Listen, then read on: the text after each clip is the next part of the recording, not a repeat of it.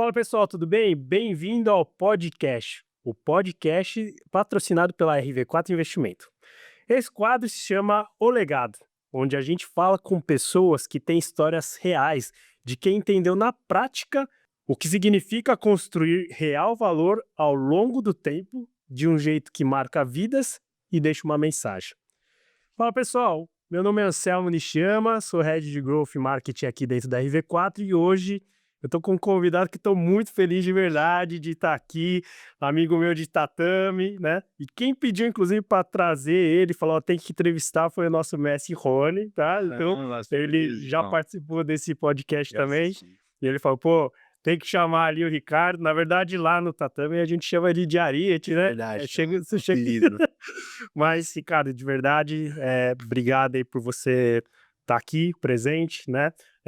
E antes de começar, então, eu queria que você se apresentasse aí para o pessoal e tudo mais. Fala pra gente aí quem que é o Ricardo, né? Obrigado, Anselmo. Obrigado. Para mim, assim, é uma honra, um privilégio muito grande ter recebido esse convite, participar de um projeto seu Sim. e um projeto que tem bastante relevância como um todo, né? Essa linha de você apresentar legados, assim, trazer a história das pessoas aqui, isso é algo para mim muito bonito.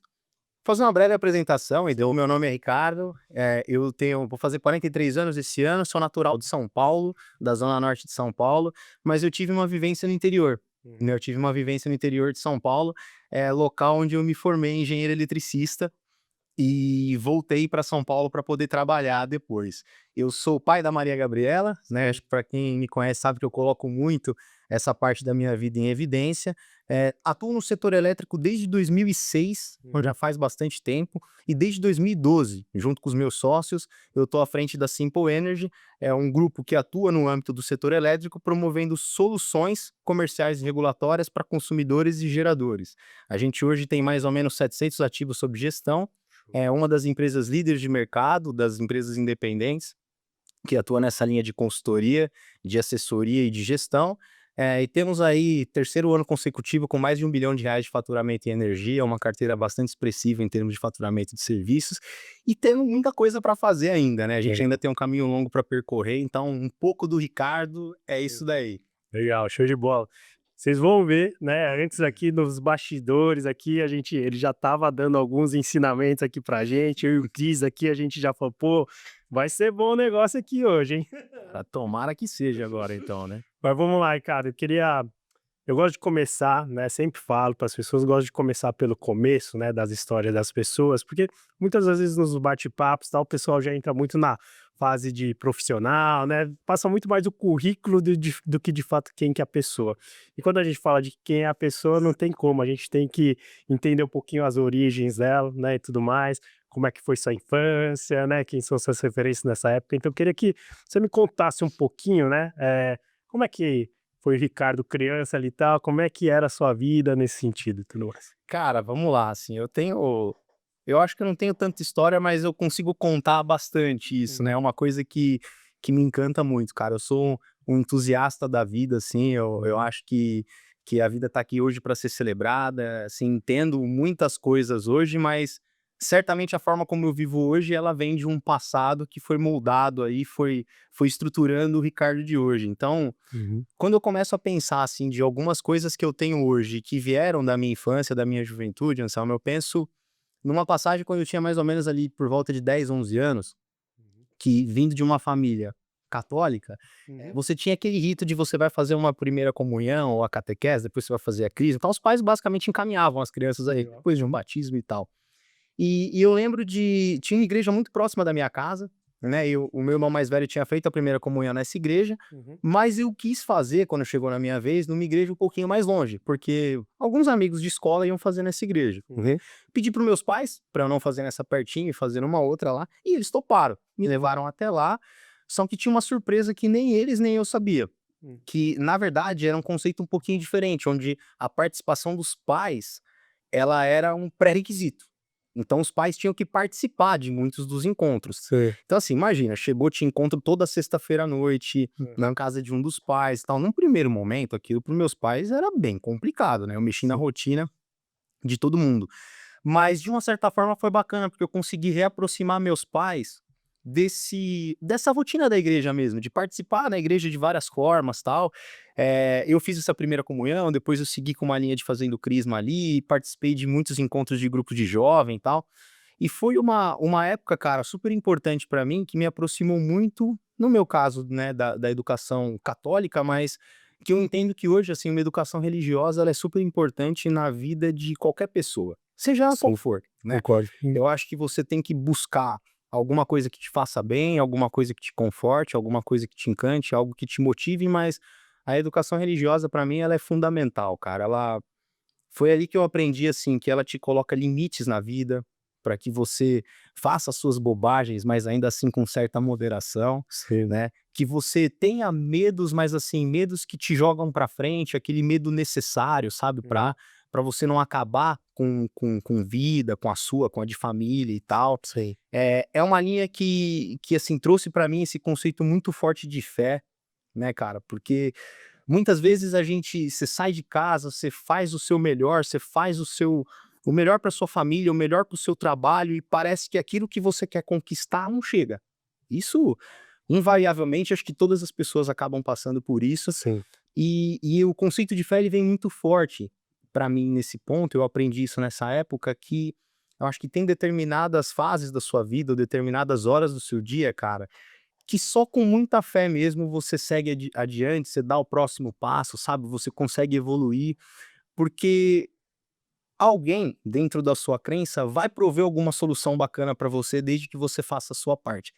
Ela pode não ser a solução que você quer, Sim. mas hoje, né, e com o passar do tempo eu tenho certeza absoluta que é a solução que você precisa, né, a Sim. solução que você recebe é aquela que você precisa para você aprender, para você seguir adiante e tal. Então, acho que essa é uma etapa da minha vida, assim, que eu tenho uma memória muito forte, né, Uhum. de como foi viver essa experiência um pouco mais religiosa, reaproximar meus pais da igreja, me conectar com pessoas dentro da igreja, e sigo isso até hoje como um baita fundamento Que de legal. vida para mim. Você chegou a estudar em igreja católica, assim, tal, ou não? Não, Da onde que não. saiu esse interesse? Porque para um menino, né, de repente de 10, 11 anos, falar: "Pô, vou me crismar", não Eu foi a fui à foi primeira comunhão bem ali, na união. catequese. Sim. Cara, na verdade, assim, os meus pais, eles, são católicos, então eles seguiam aquele rito do filho fazer o batismo, né, ser batizado na igreja Sim. católica e Uhum. depois fazer uma primeira comunhão. Como muitas das famílias, né, acho Sim, que sim. hoje eu não sei ainda se esse dado é tão evidente, mas assim, a religião católica ela era predominante, então a maioria das pessoas acabavam seguindo esse caminho natural. Uhum. E pra mim foi assim, o que eu quis foi fazer só a primeira comunhão junto com os meus amigos da escola, e não num lugar separado. Sim.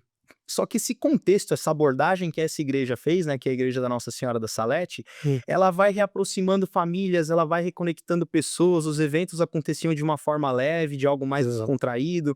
Então, assim, os eventos que a gente começou a participar numa sexta-feira à noite, por exemplo, eles eram aqueles das 7 horas da noite até umas 9 horas da noite e depois todo mundo ia para casa. Sim. Até a minha família começar a participar, né? Assim, uma Uhum. família que gosta de festa. Quando foi o primeiro evento na minha casa, meus pais já pediram pizza, tinha cerveja, já foi até 1 hora da manhã, 2 horas. Sim. Aham. Então o envolvimento, assim, ele foi ficando cada vez mais forte, sabe? E aí eu fui me aproximando de pessoas dentro da igreja com esse propósito, com esse conceito. A gente vivendo, mas com uma certa flexibilidade, né? Uhum. Aí dentro desses eventos da igreja. Então foi isso, cara. Acho que uma coisa Sim. foi alimentando a outra e chegou um ponto que eu me vi muito inserido dentro desse contexto. E eu que puxei o carro, Que aí da legal, minha família mesmo. que legal. O que que talvez foi imprescindível para você de fato, né, você começou com a primeira comunhão, mas, o que que te encantou de repente, né, no pós para vocês ficar de repente? Cara, assim, eu achava tudo que tinha dentro da igreja, assim, muito bonito. Imagens eu achava bonito, Sim. eu conheci pessoas muito legais ali dentro da igreja, que era uma coisa super bacana pra mim também. Eu tinha encontros ali de uma forma mais descontraída, tinha estudo que eu achava legal pra caramba, então vamos estudar a Bíblia. Aquilo que muitas vezes eu ouvi enquanto eu era mais novo, Uhum. indo à missa com os meus pais de vez em quando, a Sim. abordagem que era feita ali numa liturgia, ela era diferente. Então vinham interpretações que para mim eram muito mais legais, né, e eu falava: "Pô, eu ouvia, já tinha ouvido essa liturgia, mas eu não sabia que era esse o sentido, eu Sim. não sabia que era esse o propósito.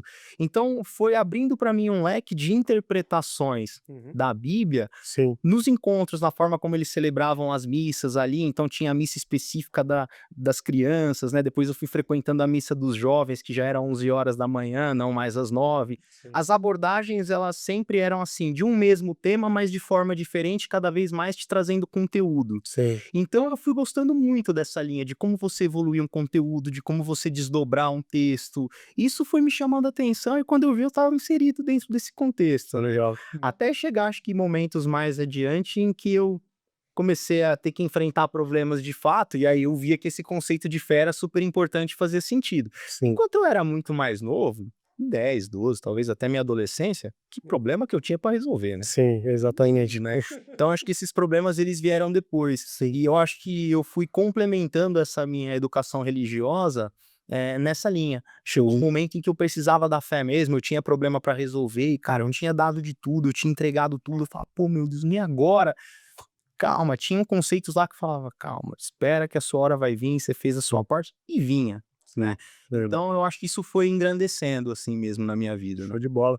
É, você acha que, assim, bom, eu acho que é uma dúvida, né, você sempre foi um bom aluno, então, bom moço, bom filho, né, você não teve uma fase de revolta, sei lá? Eu tinha Como é que assim, foi? enquanto eu era um pouco mais novinho, assim, eu de fato sempre fui assim, mais bonzinho, cara. Uhum, Descontraído e tal, mas assim, eu era um cara bonzinho, eu sempre fui de estudar bastante. Minha uhum, mãe é muito brava, uhum. sempre foi muito brava, Sim, então a gente também não tinha, ela não dava muita margem pra gente folgar, sim. sabe? Então, eu acho que dentro de um contexto geral, eu e os meus irmãos, a gente seguiu uma linha mais dentro de umas rédeas ali que a gente não dava tantos problemas, tá? Sim. Isso é um fato, né? Uhum, Mas naturalmente, 3 homens, assim, dentro de casa, diferença de idade pequena, um uhum. apartamento pequeno, então vira e mexe tava brigando, os 3 saindo na mão, Sim. acontecia. Até chegou fases, né, cara, adolescência ali em que eu, assim, aí comecei a dar um pouco mais de problema, Uhum. assim, brigava, eu era muito esquentado, qualquer tipo de problema, eu não era o cara que não aguentava desaforo, Sim, então isso eu dei trabalho, eu e sim. os meus irmãos. Tem Uhum. hora que você começa a sair, chegar mais tarde, passou um dia um pouquinho, bebeu um pouquinho demais, eu Sim, trabalho sim. em casa, então cara, as coisas Ué, então ali você é gente mesmo, né, ainda bem. eu acho que eu não fujo muito do estereótipo mais normal da sociedade Sim. ali, Não, né. beleza. Eu só queria averiguar isso, porque eu falei: "Cara, eu também tive praticamente um crescimento, né, como pessoa muito parecido nesse aspecto", né. Falei: "Cara, meus pais sempre muito religiosos e tudo mais e tal". E aí, em dado momento, eu tive essa, né, momento de adolescência que você quer sair, né, Você acaba se apanhando. testa, né. Você Exatamente. se testa, você quer participar de um grupo, você faz o que todo mundo tá fazendo, você quer Sim, chamar atenção, sim, você sim. busca aquela linha de pertencimento. Uhum. Então não, eu fiz tudo isso também. Ainda que Legal. dentro de uma normalidade, Dentro dos limites até mesmo que você dentro tinha. dos limites. Mas talvez, assim, eu acredito muito que se eu não tivesse essa participação firme dos meus pais e essa educação religiosa, eu acho que eu teria provocado um pouco mais de problemas. Sim, perfeito. Não, show de bola. Depois dessa fase, numa fase já juvenil, como é que você fez, né, a partir daí, como é que foi? Cara, assim, uma outra coisa também essa passagem, como eu coloquei da educação religiosa, eu também fiz uma linha de um gancho de como a minha família sempre foi muito unida e sempre foi de celebrar coisas, de ter a bagunça, ter festa e ter evento, tanto que a gente mudou um pouco o conceito de como eram os encontros lá. Sim. Então, assim, eu tenho uma memória muito forte de ter muitos encontros na minha família, né. O Uhum. meu pai, eles são em 10 irmãos, Sim, e os meus tios têm muitos filhos também, sim. então a gente fazia churrasco, tava todo final de semana junto. Legal. Então essa linha de celebração em família, ela sempre foi algo muito relevante, né. Uhum. Em toda a minha família, assim, de uma forma bem abrangente, não só no centro ali nosso, né, eu, meus irmãos e meus pais, mas Sim. eu via isso muito forte nos meus tios também, nos meus primos, então aquela linha de família, de ser também um bom pilar, de ser um centro, cara, isso daí sempre foi uma coisa evidente pra mim, Uhum. né. A forma como as pessoas da minha família tratavam uns aos outros, então tudo com bastante carinho, cara, assim, sempre teve essa coisa de abraçar um outro, Sim. de estar celebrando, sabe, de encostar ali pra falar, a gente fala muito gesticulando, tá. Aham, sim. Então isso é algo que a gente tinha muito unido e eu lembro muito forte, e teve uma outra passagem que ela é super importante pra mim também, cara, que eu tinha 17 anos, né, Uhum. eu tinha terminado na época o terceiro colegial, no Sim. ensino médio, e assim, quando eu tinha mais ou menos acho que uns 12 anos, assim, é uma família de classe média, mas a gente passou a ter algumas dificuldades financeiras. Passou a ser muito mais difícil para os meus pais equilibrarem as coisas dentro de casa, né, minha mãe não Sim. trabalhava, cuidava da gente, Uhum. assim, 3 filhos, e dá muito trabalho, sim. então ela cuidava da gente aí, e o meu pai trabalhava fora de casa, mas teve uma virada ali, talvez nos meus 12 anos, assim, que as coisas começaram a ficar mais complicadas pra gente. E quando eu tinha 17 anos, eu tinha terminado aí o ensino médio, a gente acabou mudando para o interior de São Paulo, Uhum. né? A família da minha mãe, que era uma família menor, eles eram de Bernardino de Campos, né? Então, uma cidade próximo do Paraná, ali. Uhum. Então, 60, 70 quilômetros do Paraná. E a gente acabou, eles tinham uma casa lá, que os meus avós moravam lá, meu avô tinha falecido, minha avó veio morar com a gente, tinha uma casa que estava parada lá, estava à venda, e a gente morava de aluguel aqui em São Paulo. Sim. E nos meus 17 anos aí as coisas ficaram um pouco mais difíceis, assim, para o meu pai segurar as pontas, né. O Uhum. meu irmão mais velho já fazia faculdade em Marília, Hum. então ele quase não conseguia voltar para casa, porque Legal. custo Sim. forte de viagem e tal. Uhum. E a gente mudou para o interior, né, dos meus 17 anos.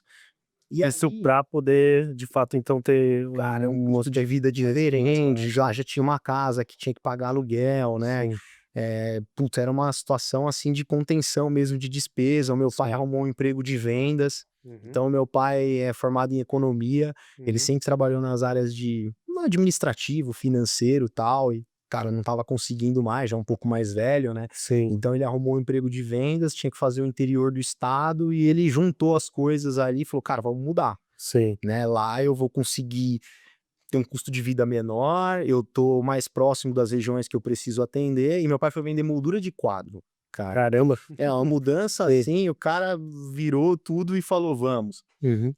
E e assim, uma mudança que naquele primeiro momento, assim, eu claro que a gente não queria ir, né, que adolescente você vai querer sair, largar todos os seus amigos aqui pra ir para o interior. Sim. Mas eu não tinha uma eu acho que nem eu nem os meus irmãos, cara, a gente não tinha real dimensão de que aquilo era uma solução para um baita problema que a gente estava vivendo e sabe lá onde aquilo ia parar, Sim. né.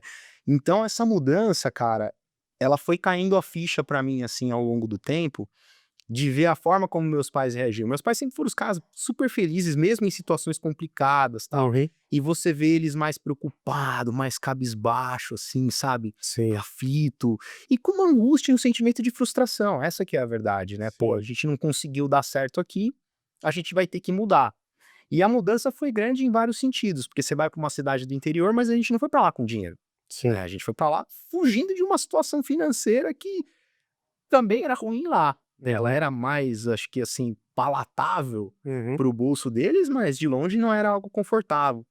E e você passar por uma dificuldade no interior, ela tem particularidades. Não dá pra dizer que é mais difícil, é mais fácil, porque dificuldade, né, em Sim. qualquer lugar é difícil, mas no interior, cara, todo mundo conhece todo mundo. Era uma cidade de 10 mil habitantes, né. Sim. Então Uhum. todo mundo sabe da sua situação. Se você não paga uma conta em dia, tá todo mundo sabendo. Uhum. Então, tudo foi ficando mais complicado. A minha mãe foi trabalhar num caixa de supermercado. Uhum. Então, assim, a gente teve uma reviravolta na nossa vida muito Sim. forte mesmo. Uhum. Mas isso de novo, assim, cara, eu sou um cara que sempre tento enxergar o lado positivo das coisas e tento extrair aquilo que tem de melhor de uma situação difícil, né.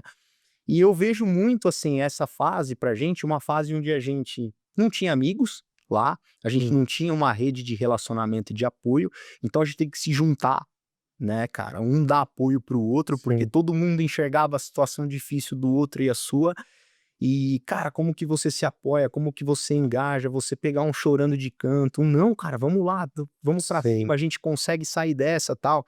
O meu pai viajava a semana inteira, eu acabei indo fazer uma faculdade fora também no interior, meu irmão mais novo também, minha mãe ficava Uhum. sozinha na casa. E, cara, a gente sempre numa insegurança, será que a conta tá em dia? Eu não queria perguntar pro meu pai. Uhum. Mas assim, cara, é uma fase que, apesar de ser muito dura, também me ensinou muito, porque assim, a resiliência que meus pais tiveram, bicho, Imagino. ah, negócio dificílimo. Imagina assim, você como um pai de família, hoje que eu sou, né, tenho uma Uhum. filha assim, você carregar isso é muito duro, cara. Sim, E você não pode deixar a peteca cair, porque depende de você, sim, né? A sim. gente no adolescente tinha um monte de gente que dependia de você. E assim, dentre todas as dificuldades, claro que você via e percebia que a coisa não estava caminhando bem, de longe não estava confortável, Uhum. mas cara, eu nunca vi eles reclamarem. Não, vamos pra cima, tamo junto, Sim, vai dar certo, meu pai legal. pela minha mãe pelo meu pai e tal. E cara, nesse meio tempo, assim, a coisa foi ficando complicada também lá no interior, e o meu pai acabou fazendo um rolo, que a gente chama. Hum. Ele trocou a casa que a gente morava, a gente não pagava aluguel, né? Sim, Ele não aguentava mais ficar viajando, tinha o custo de viagem, às vezes não vendia bem, aí o dinheiro na frente, né. sim. E ele fez uma troca lá, ele foi lá e trocou a casa por uma padaria. Deu um all-in ali. Ninguém tinha experiência Hã. em nada de Sim, empreendedorismo, de padaria então muito menos, numa cidade pequena, qual que é o perfil? Hoje a gente sabe, né, vamos sim. estudar o mercado, perfil de consumo, fazer um Sim. business plan, imagina cara. Aham.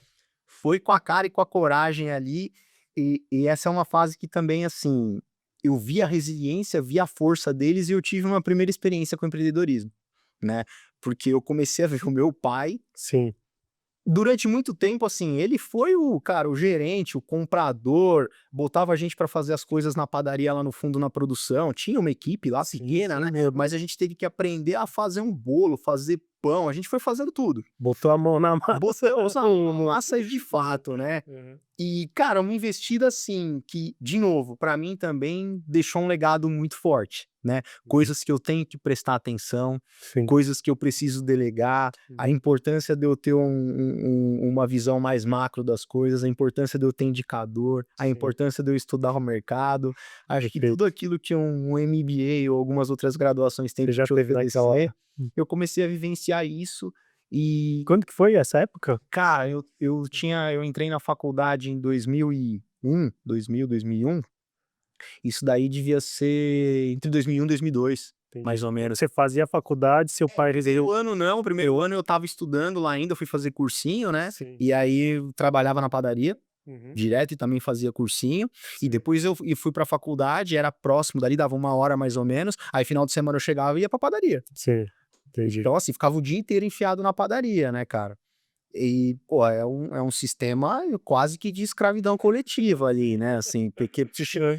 assim, pra as coisas estarem prontas 6 horas da manhã, tem coisa acontecendo 3, 4 da manhã, né, Sim. e você vai embora, você precisa limpar tudo, arrumar tudo, então é puxado. Literalmente, primeiro a chegar e último a sair. Cara, é bem puxado. E aí você começa a entender isso, né, assim, a importância do dono estar próximo, do dono entender o que está acontecendo, mas não de abraçar toda a operação. Uhum. A importância de eventualmente você ter que sair daquele mercado que você tá e fazer um ajuste do seu modelo de negócio, Sim, né. Eu não entendi essas nomenclaturas, mas eu vi muito disso acontecendo. sim. E ali, cara, além de ter essa experiência com empreendedorismo, para mim foi uma virada de chave muito forte também na minha vida. Eu estava cursando a faculdade ainda, Uhum. mas ali foi o momento em que eu via, cara, assim, os meus pais, eu falava: "Pô, os caras fazem de tudo, cara. São pessoas boas, os caras acordam muito cedo, vão trabalhar, é uma caixa de supermercado e vai pra padaria e Sim. tal". Eu falei: "Cara, putz, meu sonho hoje é mudar a vida deles". Uhum. Assim, falei: "Não dá pra eles ficarem assim". Sim, Fé religiosa, e ela fala: "Meu Deus do céu, até quando vai ficar isso aqui?". Não, espera aí, eu também vou trabalhar, eu vou estudar e eu vou ajudar a movimentar isso, né. sim. Então eu coloquei um primeiro grande projeto, assim, na minha vida ali em termos de negócio, que Uhum. foi, falei: "Cara, eu preciso mudar a vida deles, né, eu preciso Legal. mudar a vida deles". Claro que eu tinha que começar trabalhando, Uhum. claro não, acho que foi um caminho mais fácil, né, podia ter começado empreendendo, mas assim, eu tinha isso muito forte, cara, eu falei: "Eu Sim. preciso mudar a vida deles, eu vou fazer de tudo". eu vou usar fé, eu vou usar esse conceito de família, eu vou usar um pelo outro, eu vou entregar meu máximo, eu vou acordar cedo, eu vou dormir tarde, eu vou estudar muito, eu vou fazer o que for preciso, Uhum. mas que eu vou mudar a vida deles, eu vou, Entendi. né? Isso Que que virou uma questão de honra, assim, pra mim, sabe? Que legal, que legal. Eu acho que antes de perguntar um pouco mais dos seus pais, eu talvez queria voltar um ponto assim, como é que eram os pais dos seus pais, né? Como é que eram os seus avós? Você falou um pouco que família grande, qual que é a origem ali deles e tudo mais? É, falam como primeiro da família do lado do meu pai, né, cara, assim, imagina, em 10 irmãos. O meu avô, o pai do meu pai, eu não conheci ele, Uhum. né, ele faleceu em 82, se eu não me engano, 82, e eu nasci em 83. Uhum. Então eu não conheci ele pessoalmente, mas meu pai é de Santa Catarina. Uhum. E eu ouvi tanta história dos meus tios contando sobre o legado do Sim. meu avô, um caminhoneiro, viajava o Brasil inteiro naquela época também com zero estudo, né, zero conhecimento e Uhum. tal. E ele, assim, fizeram um livro na região, lá onde eles são, e esse livro conta sobre raízes da região, tal, e tem muitos trechos que comenta sobre o meu avô. Caramba. Então, cara, eu fui ler livro, as histórias ali, então eu não conhecia ele, mas eu tinha muitas histórias disso, né, Uhum. conhecia minha avó, né. Sim, Mas a gente ouvia muito sobre a relação entre eles ali, que imagina, né, uma família onde você tem 10 irmãos, sim, de longe o filho não é o centro da família como é hoje, sim. né. Então Uhum. aquela linha, cara, o meu avô caminhoneiro, ele vinha, sei lá, a cada 3 ou 4 meses pra casa, Uhum. a minha avó dando conta de tudo e os filhos um cuidando do outro. Sim. Então eles desde muito novinho começaram a trabalhar, casa dos meus pais, cara, como engraxate, vendendo bala na rua, numa cidade do interior de Santa Catarina. Uhum. Então assim, a gente ouviu, eu, os meus irmãos, os meus primos, muito de como era essa relação. Sim. Não tinha essa proximidade ou essa liberdade que muitas vezes a gente tem com os nossos pais hoje. Era Uhum. uma relação um pouco mais distante, não se dava muito espaço, Sim. não se questionava nada, você simplesmente obedecia, né. Aham. Mas eu vejo muito, assim, a admiração que o meu pai, por exemplo, e os meus tios sempre tiveram pelo meu avô, Uhum. porque ele era um ícone na cidade, assim, ele teve Sim. muita história relevante ali, e do lado da minha avó também, essa admiração que eles tinham por ela ser que segurava as pontas de tudo, né, ele não estava lá só e tal. Então do lado do meu pai, assim, os meus avós, a minha relação foi essa. A gente sempre fez, sempre celebrou, por exemplo, o aniversário da minha avó e a família inteira lá para Santa Catarina em novembro, então ela Legal. faleceu há alguns anos já. Mas assim, a família toda para lá, é uma família muito grande, então a gente Uhum. sempre fez questão de juntar todo mundo, né. Então, eu acho que assim, essa relação de proximidade em família, ela já vem de algumas gerações, né. Os meus pais com os pais deles também tinham isso.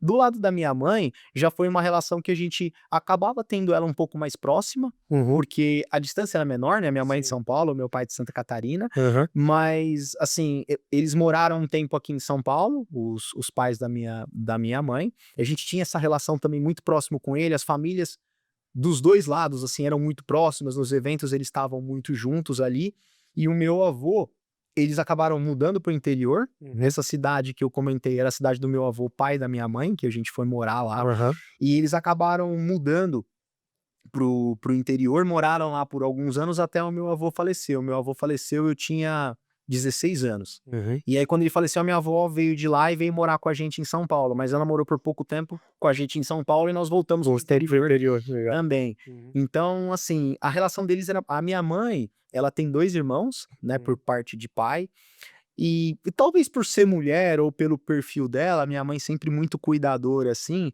ela sempre foi uma pessoa que correu muito atrás para resolver os problemas dos pais dela.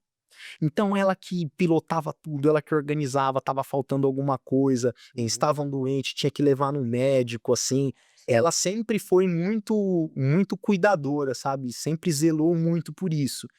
E depois que a minha avó veio morar com a gente então, a mãe dela, isso ficou ainda mais forte, mais presente, né. E talvez venha daí também esse meu jeito, esse meu cuidado com os meus Sim, pais, sim. né. Eu sempre tenho esse olhar, assim, eu quero estar próximo, quero saber o que está acontecendo e tal. Uhum. Mesmo eu morando hoje na zona sul, eles na zona norte, é quase que uma viagem, né, Aham. mas ainda assim eu faço um esforço gigante para estar presente, saber o que está acontecendo e tal. Sim, Então acho que já vem dessa origem de algumas gerações aí. legal.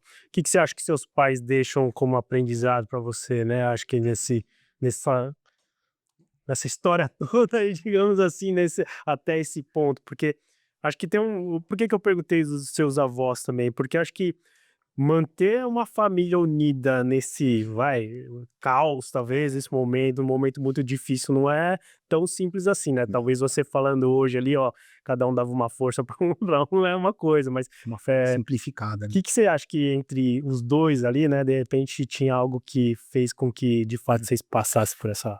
Cara, assim, eu vejo que o nível de cumplicidade que os meus pais conseguem ter um com o outro é algo admirável, assim. Uhum, O nível de transparência que eles têm um com o outro é algo fantástico. uhum, E eles sempre fazem muitos combinados, assim, sabe? O que que a gente vai sacrificar para o que a gente vai conseguir. É tudo muito social entre os dois, né? uhum, Então, para eles sempre foi muito claro, assim, o papel que o meu pai tinha dentro da família, o uhum. papel que a minha mãe tinha dentro da família, e eles cumpriam isso à risca, respeitavam o espaço um do outro e estavam sempre compartilhando essas responsabilidades. E eu acho que transparência, cara, Uhum, é uma das formas ou um dos segredos de sucesso também, sim, né? Porque, pô, às vezes você tem que dar uma notícia ruim. Eu não sei, assim, não tem jeito bom de dar notícia ruim. sim. Mas se você coloca essa notícia de forma mais rápida, de um jeito online ali, e você dá tempo para que todo mundo se prepare para os problemas que estão por vir, Uhum, cara, eu já vejo que é um segredo de sucesso, né? E eu uhum. vejo que essa comunicação franca entre os dois sempre aconteceu.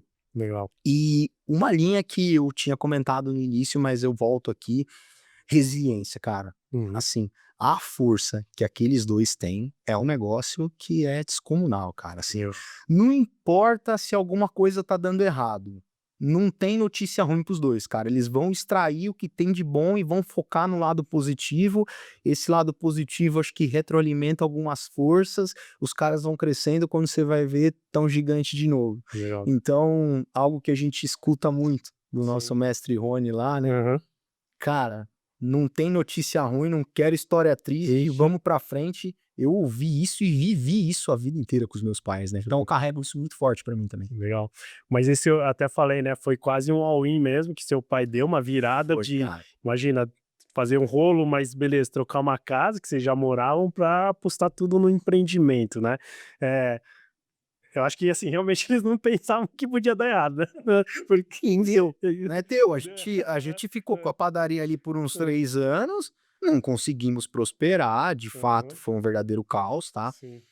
A gente teve que voltar a morar de aluguel, Aham, ali. E cara, assim, nesse interim, a gente já estava se formando. Eu sim. fui o primeiro a me formar dos meus irmãos, que apesar do meu irmão mais velho, né, ser Uhum. mais velho e ter entrado primeiro na faculdade, ele estava fazendo medicina. Hum. Então eu me formei primeiro. Sim, Então eu vejo que o meu pai, na verdade, ele ganhou um pouco de tempo, né. entendi. Ele ganhou um pouco de tempo ali, se livrou de um problema, porque a padaria estava sendo um problema, né, um Uhum. negócio que não gerava caixa e estava deixando ele mais endividado ainda. Uhum. Então, assim, ele desfez desse negócio, voltamos a morar de aluguel e ele foi procurar emprego bem nesse período onde eu estava me formando também, cara. E assim, eu e meu pai começamos a trabalhar em São Paulo no mesmo dia. Foi Caramba. no mesmo dia. A gente arrumou um emprego aqui em São Paulo, né? Uhum. Assim, eu vim um pouquinho antes, tá? Eu estava trabalhando numa outra condição aqui em São Paulo, mas assim, o emprego legal assim que eu arrumei, que eu conseguia ganhar bem, consegui trazer eles para São Paulo. Eu e meu pai, a gente começou junto, cara, Legal. E né. aí vocês voltam então para São Paulo a partir daí, aí sim, Aí, no pra mim começa, assim, aquela realização de um primeiro grande sonho meu de transformar a vida dos meus pais, porque sim. comigo trabalhando aqui em Uhum. São Paulo e com meu pai trabalhando aqui em São Paulo, a gente conseguia trazer eles de volta para Uhum. morar aqui, Sim. né. A gente já tinha alguns bolsos ali contribuindo com uma renda Sim. de fato mais aprimorada, né, e aí a gente conseguiu fazer com que a minha família voltasse, Uhum. né. Então nesse período veio eu, meu pai e a minha mãe Uhum. aqui para São Paulo, na sequência os meus irmãos Sim. vieram também, e a gente foi morar numa mesma casa, né. Legal. Então, você imagina o desafio de novo. Por um lado super positivo, porque eu Sim. estava eu consegui trazer meus pais para São Paulo, que era uma coisa que eles queriam muito, Uhum. Mas imagina, eu e os meus irmãos, já com seus 20 e poucos anos, Sim. morando em república, sozinho, voltar a morar todo mundo dentro de casa, cada um com costume, Sim. cada um com hábito. Já adultos, né? Praticamente. Pior república que eu morei, disparado. Sim, Assim, para você conseguir convergir uma ideia, sim. convergir coisas. Mas, de novo, né, Anselmo, assim, a gente volta a fazer aqueles combinados, atuar com muita transparência, o que que é importante para mim, o que que é importante para você, o que que eu quero, até onde eu vou, até onde você vai. Sim. E mesmo sendo uma relação entre irmãos e pais e filhos ali, esses combinados eles tinham que perpetuar, cara. Mas novamente, assim, eu resgato muito essa linha da união e de força, porque eu lembro que o meu pai ele começou a trabalhar de novo em escritório. Uhum. E o período que ele tinha trabalhado em escritório, muito antes dessa investida de vendas, de padaria, que foram muitos bons anos ali, era a máquina de escrever, o computador estava meio que chegando, né. Você Sim. imagina o meu pai voltar a trabalhar, emprego corporativo comum, meu pai não conseguia mexer no e-mail. Não sabia o que eu abrir um e-mail, mandar um e-mail? Sim. Então o que que eu fazia, né, o meu pai estava trabalhando na Zona Norte, a gente morava na Zona Norte, ele trabalhava ali, e eu estava trabalhando na Paulista, nessa época. Uhum. Então eu saía do meu trabalho na Paulista 6, 6 e pouco da tarde, eu ia até a Zona Norte para o trabalho dele, dar aula de informática para ele. Cara. Então eu fiz isso por muito tempo, assim, para o meu pai começar a aprender a mexer no Excel, para ele começar a abrir um Word, para ele Sim. saber onde salvava as coisas, para ele mandar um e-mail, para ele arquivar um e-mail, né. Uhum.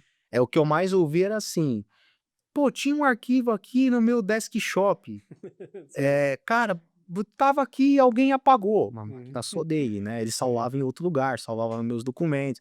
Então coisas básicas, assim. Mas acho que vem dessa história nossa de vida, cara, de um fazer pelo outro, de ter um propósito maior, Sim. a gente se ajudando, são mais pernas correndo Sim. atrás das coisas, né. É. E isso soma, cara, assim, são pequenas ações ali que somadas num bolo ali trazem um retorno expressivo, acelera Uhum. os passos do seu projeto e tal. Sim. Então, isso foi meio que o que aconteceu nessa nossa volta para São Paulo e foi, cara, uma baita realização, assim, uma primeira etapa de Uhum. realização de sonho de eu voltar a trazer o que na minha visão era mais digno do que meus pais mereciam, né. Que legal. É, da onde que você acha que sai essa também do seu lado, né? Acho que como filho, mas que começa aí a ajudar os pais, então, como é que foi pra você? Por mais que você falou que era um sonho, né, nesse sentido, tal, em nenhum momento você chegou a questionar isso? Cara, eu não questionava, porque uma coisa que eu tenho pra minha vida, cara, e carrego também desde sempre, é que assim, eu procuro definir o que que eu quero na minha vida. Para um determinado momento, né, para um determinado ciclo, para uma determinada etapa ou fase. Sim. A partir do momento que eu escolhi o que eu quero, Uhum.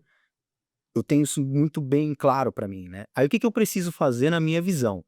Cara, é um projeto. Para eu conseguir essa realização, o que que eu preciso fazer? Legal. São esses passos. Uhum.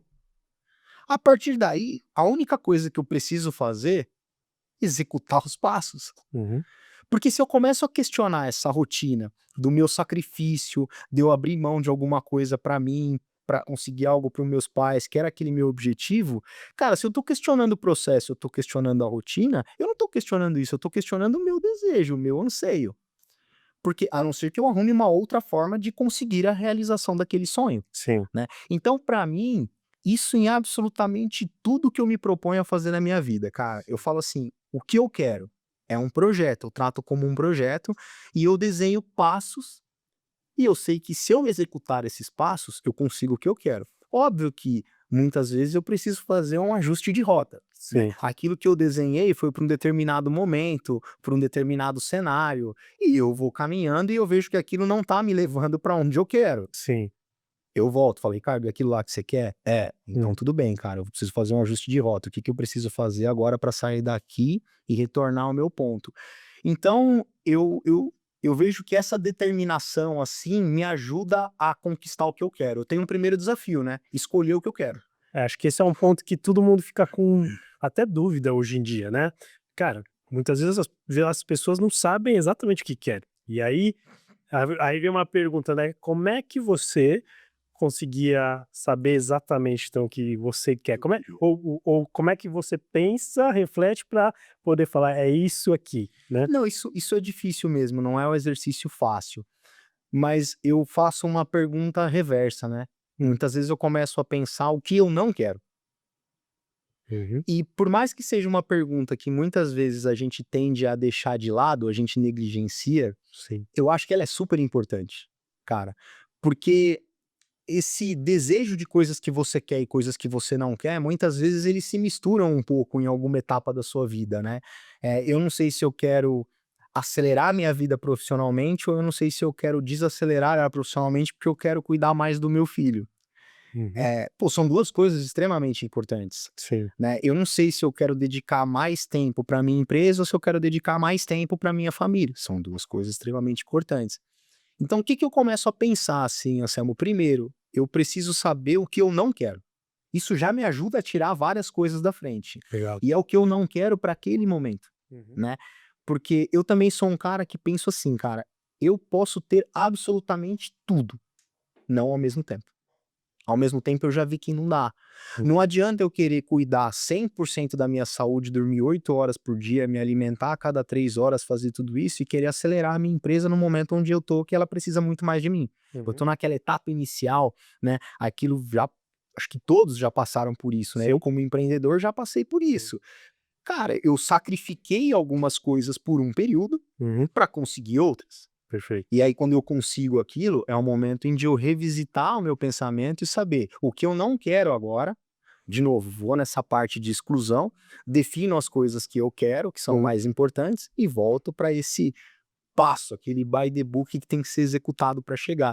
Então eu penso muito nisso, né, cara? Assim, primeiro, eu sei que eu posso ter todas as coisas que eu quiser, mas eu preciso definir o que é prioridade para aquele momento. E prioridade para mim, ela não existe no plural. Uhum. Esse é um ponto, cara. É prioridade. Eu posso fazer muitas coisas em paralelo, mas o que é prioridade? Então isso é algo que tem que estar claro para todo mundo. Então eu defino qual que é a minha prioridade e dentro dessa prioridade eu vejo os projetos que fazem parte dessa prioridade e aqueles que não fazem eu já excluo. Vou escolher aquilo que é mais importante e sigo esse manual aí de execução de passos. Perfeito. Quando que você começou a pensar dessa forma? Cara, eu acho que assim, eu fiz engenharia, né? Então essa Já ajuda um pouquinho para ajuda bastante bastante esse processo. a você ser extremamente racional, você querer processualizar tudo, Uhum. tudo tem que ter um processinho, tudo tem que ter um passo, né? Então essa cabeça organizacional, eu fiz engenharia não por acaso, eu sempre gostei muito de exatas e me dei muito bem com exatas. Uhum. Eu já não me dava tão bem assim com outras disciplinas como história, geografia, tudo para mim era muito difícil e eu não conseguia ver a aplicação de forma ampla e genérica em tudo. Isso. Com matemática e física eu via. Sim, Falei: "Pô, o funcionamento do mundo tá pautado aqui", sim. né. Se você não souber fazer nada da vida, mas você sabe escrever e fazer conta, Uhum. você já tá muito adiante. Depois se você consegue se comunicar melhor ainda, ó, beleza, é uma outra característica. Todas as demais, eu não menosprezo, mas eu acho que elas te direcionam para algo muito específico, algo que você quer. Então, assim, o fato de eu ter essa facilidade com exatas, me levou para engenharia. Uhum. O fato de eu estar na engenharia também é uma graduação que te deixa com uma cabeça também mais aberta, né, já foi-se o tempo em que o cara formava-se engenheiro para trabalhar com engenharia. Sim. Hoje o cara é engenheiro, ele pode trabalhar em qualquer lugar. Uhum. Ele sabe fazer conta, ele sobreviveu à engenharia, que é algo difícil, o cara é resiliente, o cara tem um raciocínio para resolução de problemas muito bom, tal. Então, eu vejo que, assim, gostar de exatas e fazer engenharia me deu esse pontapé inicial. Uhum. A partir daí, cara, teste. Assim, eu já percebi na prática que toda vez que eu não me organizo, que eu não desenho um plano e que eu não faço os processos, ou eu não conquisto o que eu quero, Uhum. ou demora mais, ou seja, custa mais caro. Então isso começou a pegar para mim, né? Sim. Quando eu faço dois tipos de modelo mental e um funciona de uma forma mais eficiente, ou seja, traz o que eu quero mais rápido, mais barato, é esse modelo que eu vou. Sim.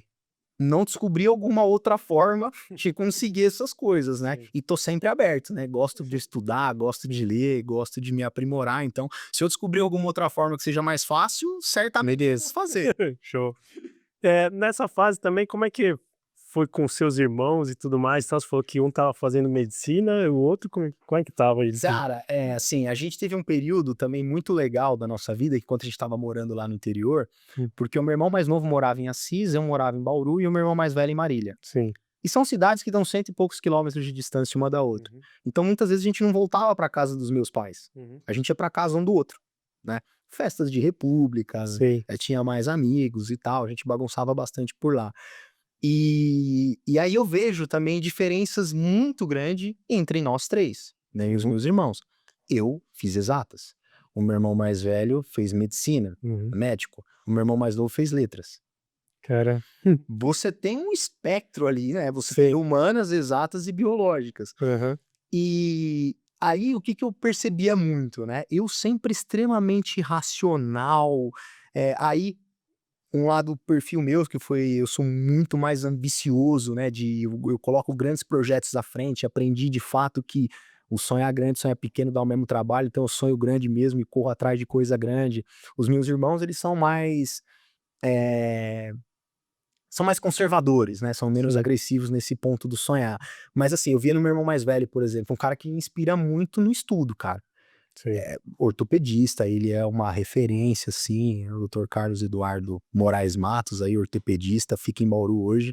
Hum. Mas assim, cara, meu irmão é um cara que estuda muito, o cara tá sempre fora do Brasil, se aprimorando, técnicas cirúrgicas, é um cara que tá super, sempre associado ao esporte, já foi médico de clubes de futebol, Uhum. médico do Bauru Basquete, do SESI, do vôlei. Então, assim, o cara tem multifunções, tá sempre estudando tudo, um cara sempre atualizado. Eu sempre admirei muito isso nele. Uhum. Então eu não tenho essa linha tão vasta e ampla como ele, né, dos estudos. Cara, meu irmão mais velho, ele é um cara que se você perguntar quantas vezes a formiga carrega o próprio peso, ele sabe. Ele sabe. Até algo muito É. específico de medicina. O cara gosta de estudar, né. Uhum, Então isso me inspira muito nele, uhum, sempre. E o Fernando, que é o meu irmão mais novo, ele é um cara que roda numa outra frequência. uhum. Assim, enquanto eu sou muito acelerado, meu irmão mais velho é um cara mais conservador, o Fernando, cara, assim, é um cara que eu brinco muito, né? Eu falo, pô, Fê, o seu horizonte de planejamento dura 15 minutos. Se ele sabe o que vai acontecer nos próximos 15 minutos, para ele tá bom. Tá bom. Eu já sou um cara de longo prazo, quero um projeto mais longo, um projeto do para sempre, né? Sei. Mas eu também me inspiro muito nele, cara, porque eu vejo que certamente é um cara que tem muito problema, tem muita coisa para resolver, tem o dia a dia dele, que também não é fácil, Sei, mas é um cara que consegue sempre enxergar a vida mais leve. É sei. um cara que sempre vai, não, cara, vamos tomar uma cerveja aqui, vamos fazer um churrasco. Cara, calma, cara. Ele marca as coisas com você, ele vai chegar atrasado, Sim. e ele dá um jeito de chegar ali e tocar tudo de um jeito descontraído, sabe? Então, acho que essa leveza que ele leva a vida também, pra mim, é algo muito inspirador, cara. Legal, show de bola. É, tem o por isso tem o marqueteiro aqui, aí também tem o cara de finanças, o CEO, né, acaba sendo parecido esses perfis, né. Tem que ter um pouquinho de tudo ali, Sim. né? E eu vou muito nessa linha, assim, cara. Eu gosto muito de falar, dá pra perceber, né? Hum. Eu gosto muito de me conectar com pessoas, eu gosto de aprender um pouco, eu gosto de entregar um pouco. E eu sempre tento extrair o que que tem de bom ali pra mim. Eu Legal. sempre tenho esse lado positivo, gosto de passar as minhas características, as minhas qualidades, mas eu sempre foco e falo, vou tentar aprender alguma coisa boa aqui. E aí, do É, lado dos meus irmãos, é isso, né? perfeito. A partir dali, quando você toma uma decisão, né, quero mudar a vida, né, dos meus pais, você vem para São Paulo, começa a trabalhar, como é que qual trabalho que você chegou, né? Foi o primeiro trabalho que você teve depois da padaria? Como é que foi essa sua entrada para o mercado Foi, cara, corporativo? eu vim procurar na época eu estava fazendo estágio no interior, na área do setor elétrico já, Uhum, só que é uma área bem técnica de planejamento de rede. E eu fiquei 1 ano no estágio, e no finalzinho do estágio eu descobri essa área de comercialização de energia do mercado livre de energia que eu trabalho hoje. uhum, E eu me encantei com isso. sim, Falei: "Pô, é um mercado financeiro, mais associado a quilowatt-hora, tem uhum, solução para consumidor final, para gerador, então mercado de soluções, um mercado de trading". Eu me encantei com isso e queria descobrir um pouco mais sobre isso. sei, Eu tentei na época uma vaga no grupo em que eu trabalhava, né, eu trabalhava na CPFL, eu tentei uma vaga nessa área uhum, da comercialização de energia, então eu estava estagiando em Bauru, tentei essa vaga em Campinas, não deu certo. uhum, Mas aí eu decidi, falei: "Não, eu vou para São Paulo e eu vou procurar emprego no setor elétrico nessa área". uhum, E aí eu vim para São Paulo para fazer as entrevistas, né, e a minha tia, ela tinha uma lavanderia. aqui em São Paulo. Então, meus pais ainda não estavam aqui, eu vim só um pouquinho antes, né, do meu pai. Uhum. E eu fui morar com essa minha tia, ela tinha uma lavanderia lá, eu querendo ser útil, eu vi que ela pagava uma pessoa para fazer algumas entregas lá de toalha para ela, nessa lavanderia industrial, né. Uhum. Falei: "Não, tia, eu faço essas entregas aqui". Ela tinha uma Towner lá, aí eu revezava, às vezes eu, às vezes meu primo, mas eu estava na rua fazendo entrega e sempre com a roupinha disponível ali para fazer entrevista, né. Sei. Isso durou acho que uns 2, 3 meses, mais ou menos, até eu fazer uma entrevista e eu passei numa vaga de emprego, numa consultoria do Uhum. setor elétrico, que ela nem existe mais hoje. Uhum. Mas assim, eu trabalhei ali por 1 ano, então eu era um consultor de clientes. Uhum. Cara, assim, eu cheguei poucas semanas depois me mandaram para o Rio. Eu de avião, nunca tinha Sim. viajado de avião. Cara, Botaram num avião lá, imagina, você ir num aeroporto, puta Sim. desafio, cheguei no Rio de Janeiro lá. Então assim, foi uma experiência muito legal, Uhum. mas assim, cara, era uma estrutura de empresa pequena, eu senti que ali eu não tinha muito conhecimento para eu aprender, era aquela empresa de dono, mas assim, eles tinham pouquíssimos clientes para atender, eu fazia mais um trabalho de back-office ali e tal. Uhum. E aí eu descobri que existia a Câmara de Comercialização de Energia Elétrica, né, como se fosse a bolsa de valores aí Sim, do setor explica um elétrico. pouco aí pra galera, só pra se você consegue explicar um pouco mais Consigo, fácil, talvez, né? eu consigo, né, a gente atua na linha do mercado livre de energia, e o mercado livre de energia, ele é um ambiente onde hoje aproximadamente 40% do consumo de energia do Brasil está nesse ambiente de contratação, Uhum. e é onde os consumidores, eles têm a prerrogativa de buscar um fornecedor de energia com preços mais acessíveis, que tragam alguns targets que para eles são um desafio dentro da companhia, tá? Eles podem procurar um fornecedor de energia que tragam alguns benefícios para ele. Ele continua remunerando aquela distribuidora local, então pode ser uma Enel, pode ser uma CPFL, ele continua remunerando essa distribuidora local pelo transporte, mas o produto em si, energia, ele pode comprar de quem ele quiser no Brasil, tá? Uhum. E aí ele vai customizar um produto que atenda melhor as necessidades dele. Então, às vezes, é uma indústria que tem uma sazonalidade, consome mais nas pontas do ano, consome menos no meio do ano, tem algumas modulações ao longo do dia, tem flexibilidades ali para atender uma variação de uma produção industrial. Legal. Então, o consumidor ele pode customizar o produto dele e ele vai atrás de um fornecedor, uma livre concorrência, e ele encontra um fornecedor que vai entregar esse produto de forma a trazer economia para ele, trazer previsibilidade e trabalhar target de sustentabilidade, né? É. E todas essas operações, elas têm que ser registradas no âmbito da Câmara de Comercialização de Energia Elétrica, Entendi. que é o que a gente muitas vezes fala que é a bolsa de valores aí do setor, Sim. mas é a bolsa de valores onde só se transaciona energia elétrica, né? Então, Uhum. de forma bem simplificada, é isso. Sim. Eu busquei uma oportunidade na Câmara de Comercialização de Energia Elétrica porque ela era uma entidade do setor elétrico que tinha uma relação, e tem até hoje, muito forte com o Operador Nacional do Sistema, com o Ministério de Minas e Energia, com a Agência Nacional de Energia Elétrica, Uhum. então com todos os stakeholders aí que formulam regras e procedimentos do setor. Sim. Então eu falei, cara, eu quero buscar conhecimento, eu vou lá, Ó, você já né? tinha visto o mercado que você queria atuar, então Aí você tinha essa direção. experimentei um pouco como era trabalhar no mercado de consultoria, Uhum. achei muito legal, mas eu vi que eu precisava de muito conhecimento para Uhum. de fato ser um bom consultor, né? E aí eu fui trabalhar na Câmara de Comercialização de Energia Elétrica e trabalhei lá por um período, e foi nesse período em que eu comecei a tomar coragem e falar assim, cara, eu acho que eu tenho conhecimento suficiente aqui para vender conselho, né? Uhum. Eu não tenho experiência de como é vender conselho, eu tô criando regras e procedimentos aqui dentro, tô estudando bastante. Sim, sim. Eu ainda não tô vendo isso na prática, aplicação no mercado, né? Uhum. Como que um consumidor de fato tem benefícios com isso, ou um gerador de energia? Como que eu consigo fazer alguém vender a sua energia de forma mais rentável, atenuando riscos com algum tipo de hedge? Eu sabia muita teoria, mas não tinha prática. Sim. Mas aquilo foi me dando muita coragem a ponto de eu falar: "Cara, eu vou ser um consultor aqui, Uhum. uma hora eu saio daqui, eu vou ser um consultor". Mas depois de alguns anos ali, eu fui experimentar ser um consultor de mercado, eu fui testar na empresa de outras pessoas, Uhum. né. E eu fiquei 1 ano e pouco só e, assim, eu vi que, cara, eu conseguia dar bons conselhos, bons direcionamentos, eu conseguia atender bem cliente, eu já tinha conhecido algumas pessoas no Uhum. setor elétrico. Sim. Naquele primeiro player consultor que eu passei, eu conheci um dos meus sócios, e na Câmara de Comercialização de Energia eu conheci o outro. Outros. Legal. Então, eu brinco, todo mundo às vezes fala assim: "Pô, você conheceu o Leonardo onde?" Eu falo: "Ó, foi nessa empresa aqui". "O Mauro, você conheceu onde?" "Nessa empresa aqui". Eles falam: "Leonardo e Mauro, vocês se conheceram onde?" Eu falei: "Não, eu apresentei os 2, né, o meu papel nessa sociedade foi Pagou em match conectar ali, legal. os 2, Hum. né. Então, assim, experiências super complementares ali, perfis também diferentes, mas, eu experimentando um pouco ser um consultor do mercado, ali eu tive uma vontade muito grande de empreender e trabalhar para mim, cara. Uhum. Assim, ali foi um momento também que eu tinha não consolidado aquele meu sonho de trazer meus pais para São Paulo e mudar a vida deles, mas Uhum. estava muito bem encaminhado, né. Eles estavam morando numa casa super confortável, Uhum. a gente tinha eu tinha condições de bancar os aluguéis ali por um período, Uhum. dentro das minhas ambições que eu tinha de vida particular ali do Ricardo, sobrava um dinheiro para manter todos os confortos que eu queria para todo mundo ali. Eu tinha 27 anos na época, Sim. então 27 para 28 anos, eu falei: "Cara, a hora de eu arriscar é agora", né. Sim. Não sou casado, não tenho filhos, então foi o momento em que eu falei: "Cara, agora eu vou empreender. Eu vou arriscar e vou atrás de um outro grande sonho", né.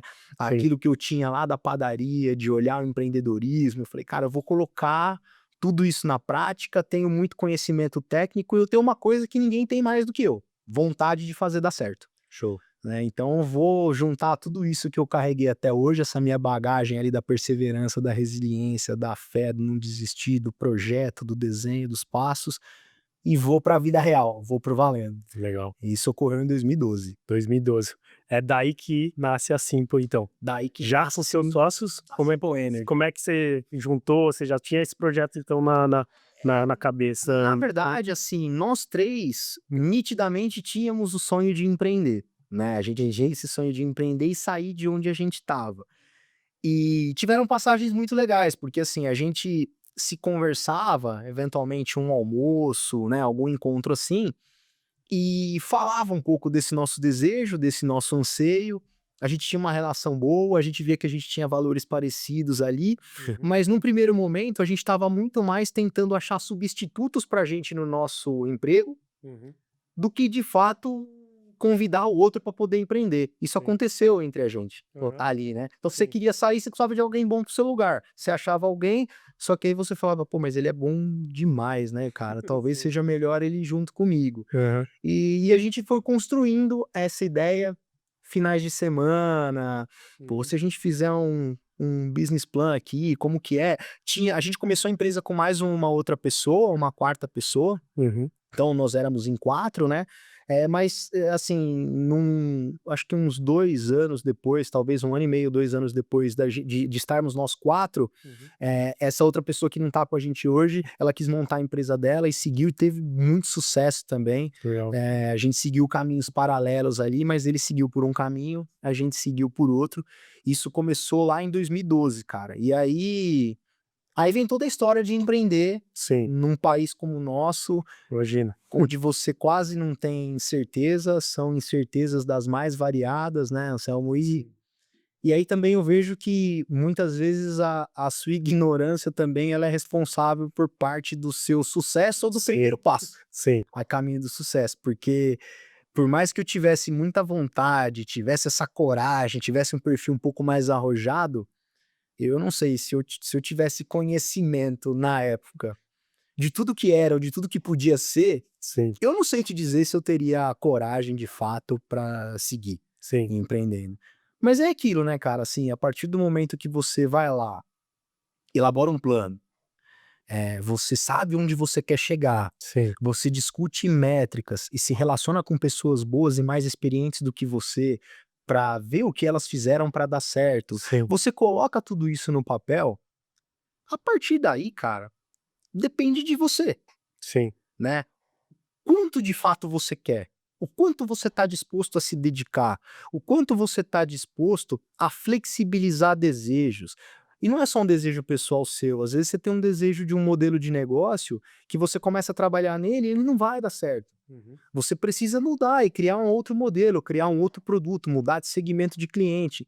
Então você precisa estar aberto a mudar de opinião, Sim. né? E eu vejo que a gente foi construindo tudo isso. Para você ter dimensão, cara, a gente montou a empresa em 2012 e o nosso primeiro. Qual que é o propósito da Simple na Uhum. época? Primeiro, a gente ia trabalhar vendendo conselho, consultoria, ajudando consumidores a economizar energia elétrica. Esse era o grande propósito. Uhum. Só que a gente montou a empresa em maio. E quando foi em setembro de 2012, a gente brinca que foi no 11 de setembro, a data do atentado lá, né, o 11 de setembro, na época, então, o presidente Dilma Rousseff, ela deu um desconto de 20% na conta de todos os consumidores de energia do Brasil. Então, você imagina, né? Sim. Meu business plan, que era entregar Sim. tudo que a gente tinha pensado, tudo que a gente tinha programado, que a gente tinha desenhado, foi por água abaixo. Sim. Mas aí entra naquela linha também, né, cara? A gente tinha um propósito de montar uma empresa e usar a nossa inteligência para vender conselho, para gerar margem competitiva para cliente final, tal. Esse era o plano A. Uhum. E o plano B? É fazer o A dar certo. A gente não gostava de trabalhar com outro tipo de opção. O que a gente fez nessa época foi pivotar o nosso conhecimento e tudo aquilo que a gente tinha desenhado de modelo de negócio para suportar geradores. Porque o gerador de energia ele tinha uma dificuldade, né? Como Uhum. que ele ia vender energia bem Sim. para consumidores que já estavam recebendo um desconto? Que tipo de seguro esse cara precisava ter? Que tipo de hedge ele precisava ter? Uhum. Então a gente tinha conhecimento técnico regulatório, a gente se debruçou em cima da legislação de novo e reformulamos o nosso modelo de negócio para naquele momento suportar geradores e não mais consumidores. Sei. Então a gente fez isso, partiu para a linha dos geradores vendendo conselho e para o lado dos consumidores foi um período onde a gente seguiu dando muitas palestras, né? Uhum. A gente seguiu dando muito treinamento, a gente estava explicando a forma como a então presidente tinha feito os descontos, que na nossa visão, sob uma ótica de microeconomia, aquilo não era sustentável, então esses descontos eles iriam sumir num curto espaço de tempo. Então a gente mais algumas consultorias estava fazendo isso naquela época e a gente foi muito assertivo tecnicamente em colocar isso da forma como a gente colocou, porque a gente começou a fazer esse roadshow aí de palestras e de treinamentos em setembro, assim que veio essa medida, e Uhum. quando foi em dezembro para janeiro, esses descontos praticamente não existiam mais Sim. e os consumidores voltaram a procurar a gente. Sim. Consumidores B2B todos, né? Nesse sentido. Sempre Sempre B2B. sem B2. A gente até hoje, assim, na Simple, a gente não foi para a linha do consumidor menor, que a gente chama de varejo, Uhum. né? Ainda a permissão do mercado ainda é para os CNPJs, Uhum. né? Mas a gente não segue para o consumidor muito pequeno, não, né? Sim. A gente tem alguns consumidores que são menores na nossa carteira, mas eles acabam vindo de uma forma mais reativa. A gente tem o propósito mesmo de ajudar umas contas médias, as contas maiores ali, de gerar economia para ele, gerar caixa para ele, gerar previsibilidade, sustentabilidade, Sim. fazer estruturas e arranjos comerciais e regulatórios que entregam esses pilares aí para Legal. esses grandes clientes. Quando é que você acha que você percebeu que a Simple falou, cara, acho que deu bom aqui, né? Acho que deu certo. Que momento você talvez começou a pensar assim? Assim, a gente via grandes fechamentos de contrato acontecendo ali, mas de fato, assim, para mim, né, onde virou a chave, eu falei, cara, a gente tá chamando atenção e a gente tá incomodando. Uhum.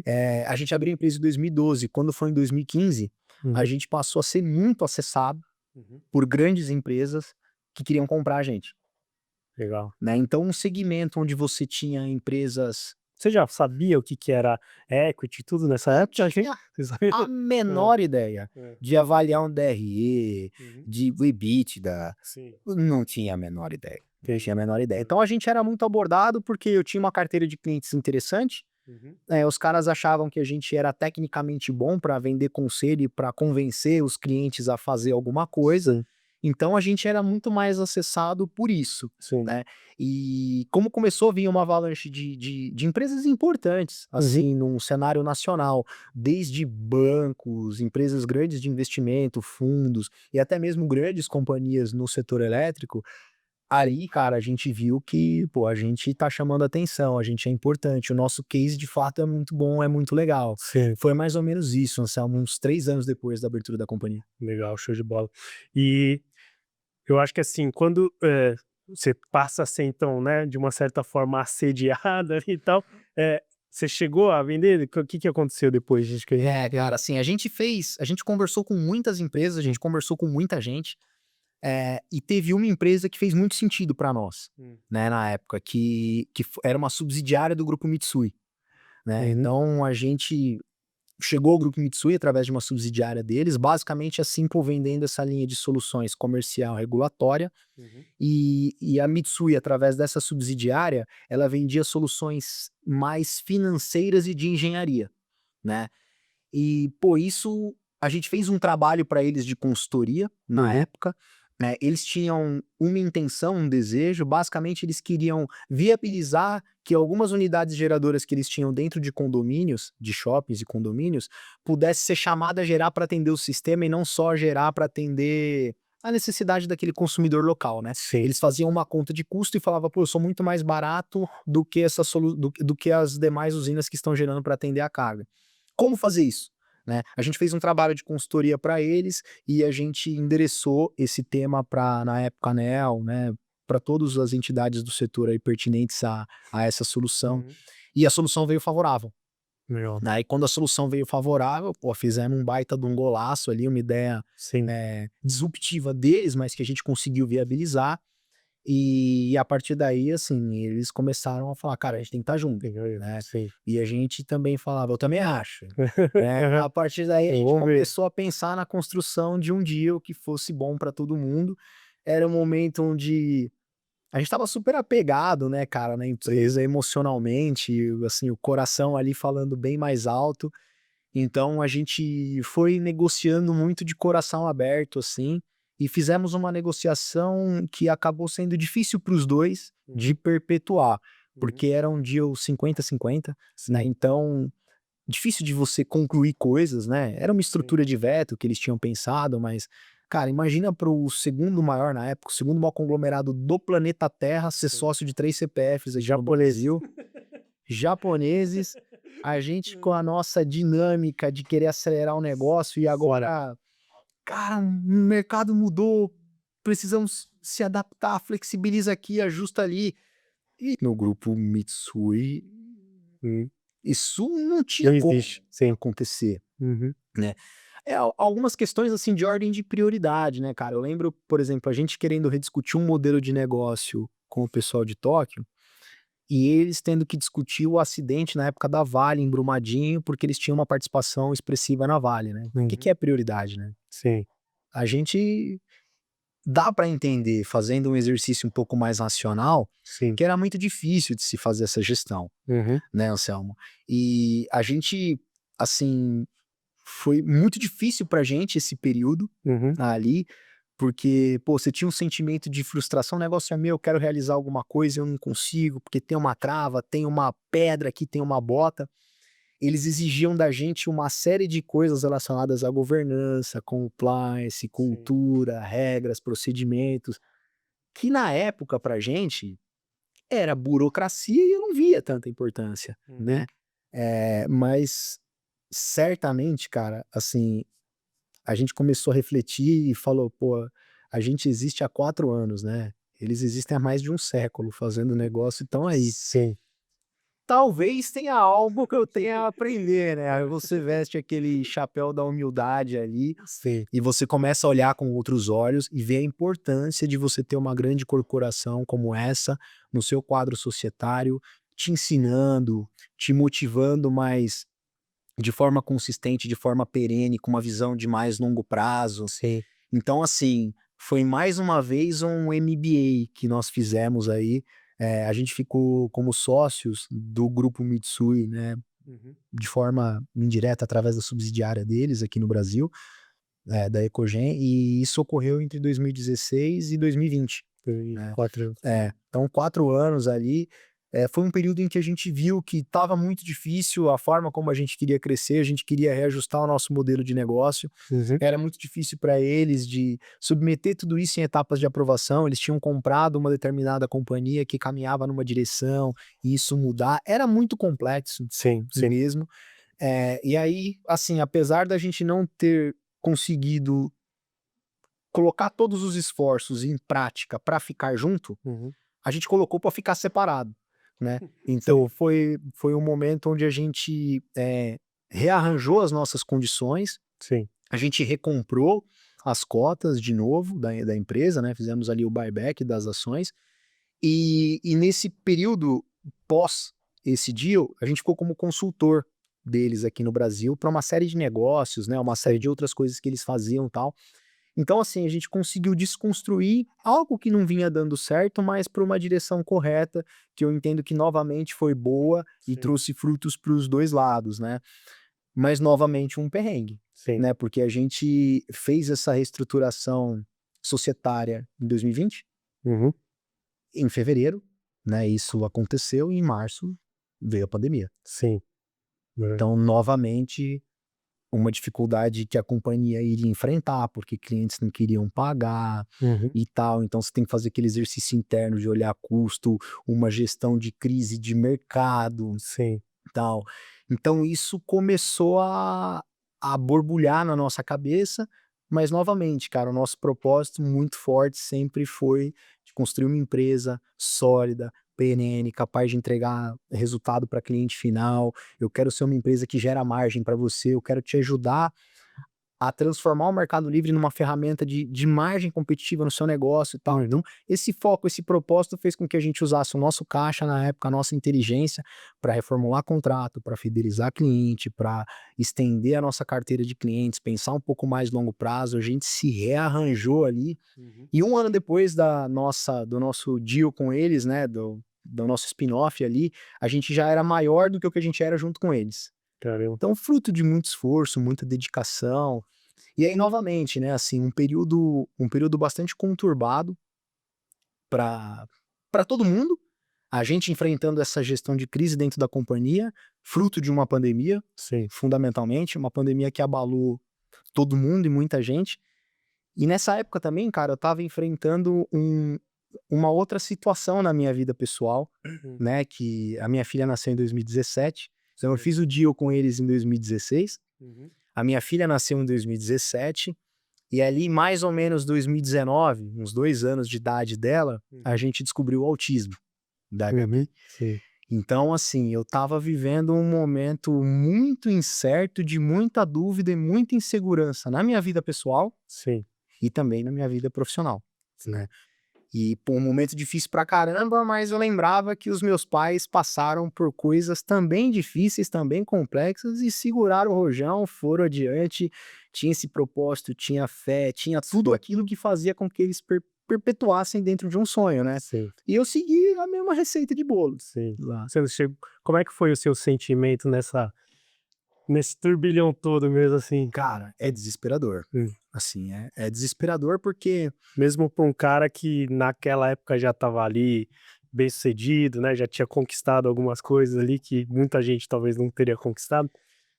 sem sombra de dúvida, né, assim, eu era muito novo, cara, e mesmo assim, muito novo, eu tinha conquistado bastante coisa, eu tinha apanhado bastante, Uhum. né, mas assim, cara, foram acho que movimentos, por exemplo, quando você pega o caso da companhia, enfrentando um grave problema como esse de problemas com o cliente, falta de caixa que podia acontecer e tal, cara, isso traz um segmento insegurança, a gente fica desesperado, né, Sim, tudo que eu construí tá indo embora, sim. esse é o primeiro ponto. Aí Chegou a ser talvez um pensamento de quase que poderia quebrar a empresa ou não? Não cara, chegaria a nisso? gente fazia esse exercício de estresse Hum. pensando em falta de caixa, então esse exercício a gente fazia. Uhum. Falava: "Pô, eu tenho colaboradores aqui, eu preciso sustentar essa linha de benefício, eu preciso fazer tudo isso, e se nenhum cliente me pagar?" Porque tiveram meses em que nenhum pagou. Sim. Tá, e se ele não me pagar por 2 meses? E por 3? E por quanto tempo eu seguro? Cara, Uhum. eu vou deixar isso até onde eu estico a corda. Uhum. Então cenários de estresse, a gente fazia Sim. também. Uhum. E aí, num cenário de estresse como esse, no mundo corporativo, eu acho que você tem 2 possibilidades, cara. Joga a toalha, desiste, entrega tudo, Uhum. ou seja criativo. Use o seu cérebro e trabalhe de uma forma assim, cara, pensa fora da caixa, Uhum. né. O que que você tem de bom, o que que você pode colocar a propósito, se um cliente não pode pagar agora, se você fizer um acordo para ele pagar depois, quando o problema vier se resolver.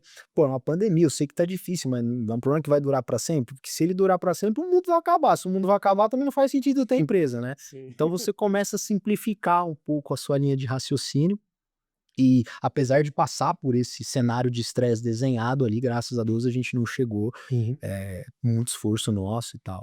E do lado pessoal é a mesma coisa, né, Anselmo, assim, Uhum. eu não sabia do mesmo jeito que durante um período eu não sabia o que que era equity, o que que era EBITDA, o que que era um DRE, cara, eu não tinha a menor ideia do que era autismo.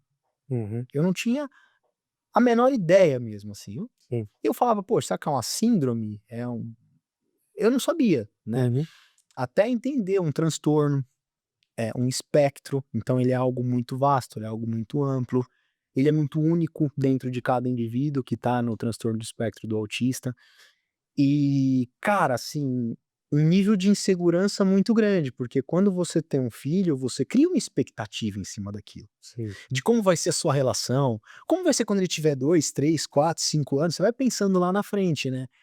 E aí já me disseram que isso também funciona para pais típicos, né, que eu sou um pai atípico, mas assim, aquilo que você desenha, que você acredita, que você projeta para o seu filho não vai acontecer diferente. Uhum.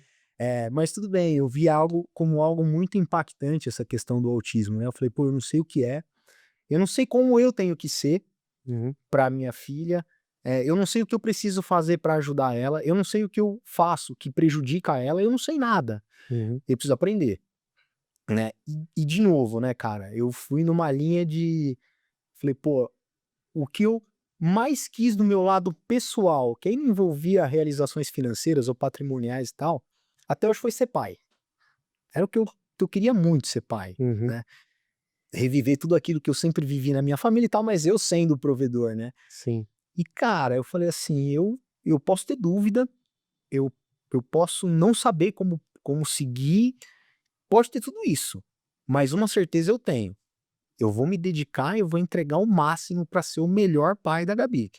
Legal. Puta, tempo, tempo de qualidade, eu vou aprender o que eu posso fazer com ela. Eu comecei a aprender que, de novo, né, pra Gabi, a previsibilidade, o senso de organização, Uhum. aquilo que você diz que vai ser feito tem que ser feito, essa questão da previsibilidade. E aí eu começo a simplificar algumas coisas, cara, não romantizando a questão do autismo, porque ela é muito difícil de ser vivida pela família, assim, ali. Mas assim, eu comecei a simplificar algumas coisas e eu falava: "Pô, eu preciso dar previsibilidade para ela", uma coisa que eu gosto também, né. Eu preciso me planejar com antecedência, coisas que eu gosto também. Eu preciso estudar sobre, coisas que eu gosto também. Uhum. E aí eu fui adaptando a minha vida e os meus programas, eu fui me tornando cada vez mais flexível para poder absorver essa condição do autismo dentro da minha vida e ver o que o autismo pode ensinar para mim, né. E de fato, cara, assim, algo fantástico, né, assim, aquilo que eu consigo aprender com a minha filha Uhum. é algo que, assim, professor nenhum me ensinou Sim. até hoje. Então, assim, ela é bastante cética, ela é bastante direta nas coisas, ela é bastante verdadeira, ela tem uma dificuldade de comunicação, então, assim, me comunicar com ela não é uma tarefa simples, né, eu e Uhum. qualquer outra pessoa. Então, de novo, cara, o simples fato de eu querer falar pra ela: "Filha, vamos comer um churrasco", exige de mim um preparo e uma abordagem de como construir isso, que eu preciso me dedicar muito para poder fazer. Sim. Então, assim, eu preciso me preparar muito para uma série de coisas que são simples e triviais para qualquer pessoa, Uhum. para eu conseguir fazer algo relativamente simples com ela, Sim. né. Mas com o passar do tempo, você se acostuma, você fica mais rápido nisso, as coisas começam a pegar tração. E hoje, cara, a minha pequenininha lá me ensina assim, pô, final de semana que eu tô com ela, eu termino o domingo ali, eu falo: "Aprendi muita coisa". Cara, assim, de verdade, é admirador isso, porque eu vejo, né, eu acompanho você e tal, cara, a gente vê na prática, o próprio, de novo, o Messi Rony, outro dia falou que estava com você e ela falou: "Cara, Anselmo, o Ricardo é assim, ó, ligado nela, cara, nunca vi um negócio desse", entendeu? Então realmente é essa dedicação, né, e de novo, acho que é, é com sua filha, é com a sua vida, foi até com o Tudo. podcast, né. Então assim, eu falei: "Pô, passei um brief", cara, foi o único cara que eu tô entrevistando aqui, que falou, cara, que realmente, né, seguiu ali o script no sentido assim: "Ó, Anselmo, acho que, cara, você se preparou mesmo, me preparou, assim, Ah, que de uma legal. forma que eu falei: "Cara, cara, o cara é realmente um outlier, é um cara fora de série", porque de novo, essa preparação, dedicação, você falando pra mim, assim, aparentemente parece ser fácil, entende? Tipo, você fala de uma forma leve, tal, vou lá, vejo o que eu quero, me preparo, mas assim, né? A gente sabe que no dia a dia não é exatamente isso, entendeu? Então, como é que, de novo, né? Acho que se você fosse dar uma dica para uma pessoa nesse aspecto, tal, como, né, as pessoas se preparam então melhor e sustentam isso? Cara, Anselmo, assim, eu já ouvi isso várias vezes, né? E acho que é uma característica muito minha e também dos meus sócios, cara. A gente tem uma característica muito forte de conseguir simplificar as coisas, né? É por isso que é assim, pô, Por né? isso que o nome é assim, Que legal, né, que cara? legal. Então a gente tem, inclusive, esse mantra, esse jargão dentro da companhia que é muitas vezes você ouve lá. A turma vai falar, mas é isso. Eu falo, cara, tão simples quanto simple. Não tem que inventar muita moda, Sim, né? Eu acho que a gente complica muito, cara, a nossa vida. sim, E o básico, bem feito, a gente cansa de ouvir em diversas frentes, né? sim, No negócio, no esporte que a gente tem em comum, sim, no jiu-jitsu, cara, o sim, básico bem feito, ele funciona e funciona muito. sim, Ele te traz um nível de retorno gigante. Então, assim, não tem problema que caia para mim que eu não tente simplificar, cara. E sim, quando você simplifica as coisas, tem um valor agregado muito grande. sim. Porque como muita gente tem dificuldade de enxergar esse viés mais simples, Uhum, todo mundo vê muito mais complicação, vê dificuldade, a gente tenta focar no viés da solução. perfeito. Então eu trabalho num setor elétrico, que é complexo demais, Sim, né.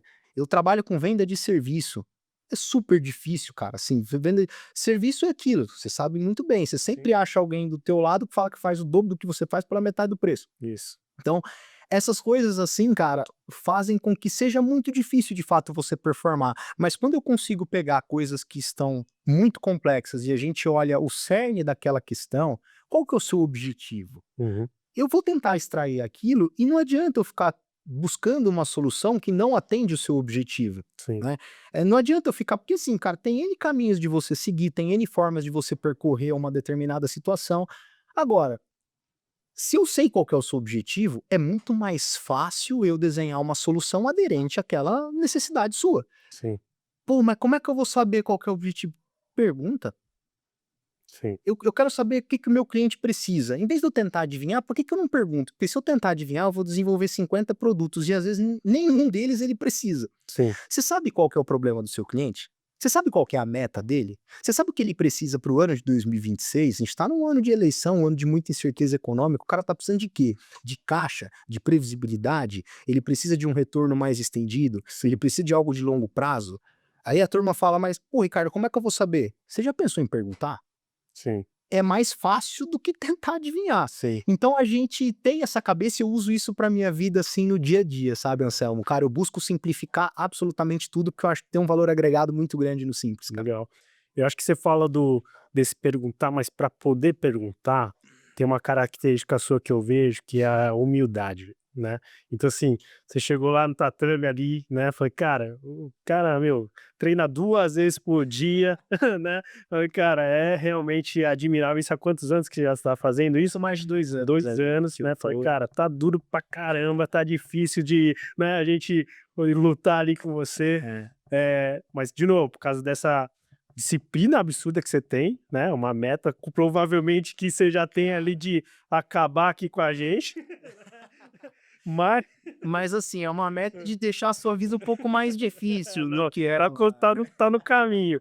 Mas assim, eu acho que é um ponto assim, né, mas eu sempre vi você no tatame também, né, falei: "Pô, um cara que, de novo, já conquistou muita coisa, tal", né, falei: "Meu, sócio de uma mega companhia", você chegou lá, assim, e você perguntava, né, você chegava pra mim e falava assim: "Pô, Anselmo, mas, pô, o que que eu fiz de errado aqui que eu acho que eu poderia melhorar?". E acho que, de novo, né, é uma característica sua que, pô, talvez faz com que você esteja onde tá por causa disso, né. Não, eu sem dúvida, eu acho que facilita muito o caminho, assim, né, porque a gente encontra as pessoas hoje com muito escudo, né, cara. Uhum, Principalmente para você demonstrar fraqueza, para você abrir fraqueza. E óbvio que, assim, em determinados cenários que você tá, que você se encontra, dependendo da negociação que você tá fazendo, aquela fraqueza tem que ser escondida ou tem que ser blindada, uhum. né. Mas Quando eu tô num cenário, num ambiente onde eu quero aprender, Sim. é o momento onde eu tenho que pegar tudo aquilo que eu não sei e eu gostaria de saber, eu acho que é necessário para alcançar um objetivo, e eu perguntar, Perfeito. né? Eu tenho certeza que eu vou encontrar pessoas que não vão ter essa receptividade, vão me ignorar, não vão tratar bem, ou não vão ser assertivo com a minha resposta. Eu sei disso, Uhum. mas a maioria vai receber bem, Sim. né? Então eu sigo esse caminho, cara, eu pergunto e tal, mas acho que uma outra condição que eu vejo que facilita muito a gente conseguir ter uma abertura para perguntar, você colocou a questão da humildade, mas eu falo que é se conectar com a pessoa, né? Isso Uhum. serve para cliente, isso serve para amigo, isso Sim. serve para uma relação que Sim. você quer ter com alguém. Cara, assim, você primeiro, antes de você oferecer coisas, antes de você pedir coisas, você tem que buscar alguma conexão, Sim. né? E como que eu faço? Assim, para eu chegar querendo saber sobre o Anselmo, eu Uhum. tenho que falar sobre o Ricardo. Sim. É uma forma que eu tenho super genuína de demonstrar o que eu quero. Uhum. A gente aprende muita coisa por imitação, Sim. né? Sim. Então, se eu simplesmente começo a falar sobre o Ricardo, começo a falar sobre coisas da minha vida, cara, a maior parte das pessoas vai fazer o mesmo. Uhum. Ah, não, mas eu conheço uma pessoa que, tudo bem, essa pessoa é chata pra cacete, não vai em conta, né? Não é a regra, é a exceção. Mas via de regra, eu acho que você conseguir se conectar bem com alguém, Uhum. e aí você tem ferramentas, pode ser humildade, pode ser uma comunicação clara ali, ajuda muito pra você perguntar e, cara, conseguir as informações que você quer ou precisa. Legal.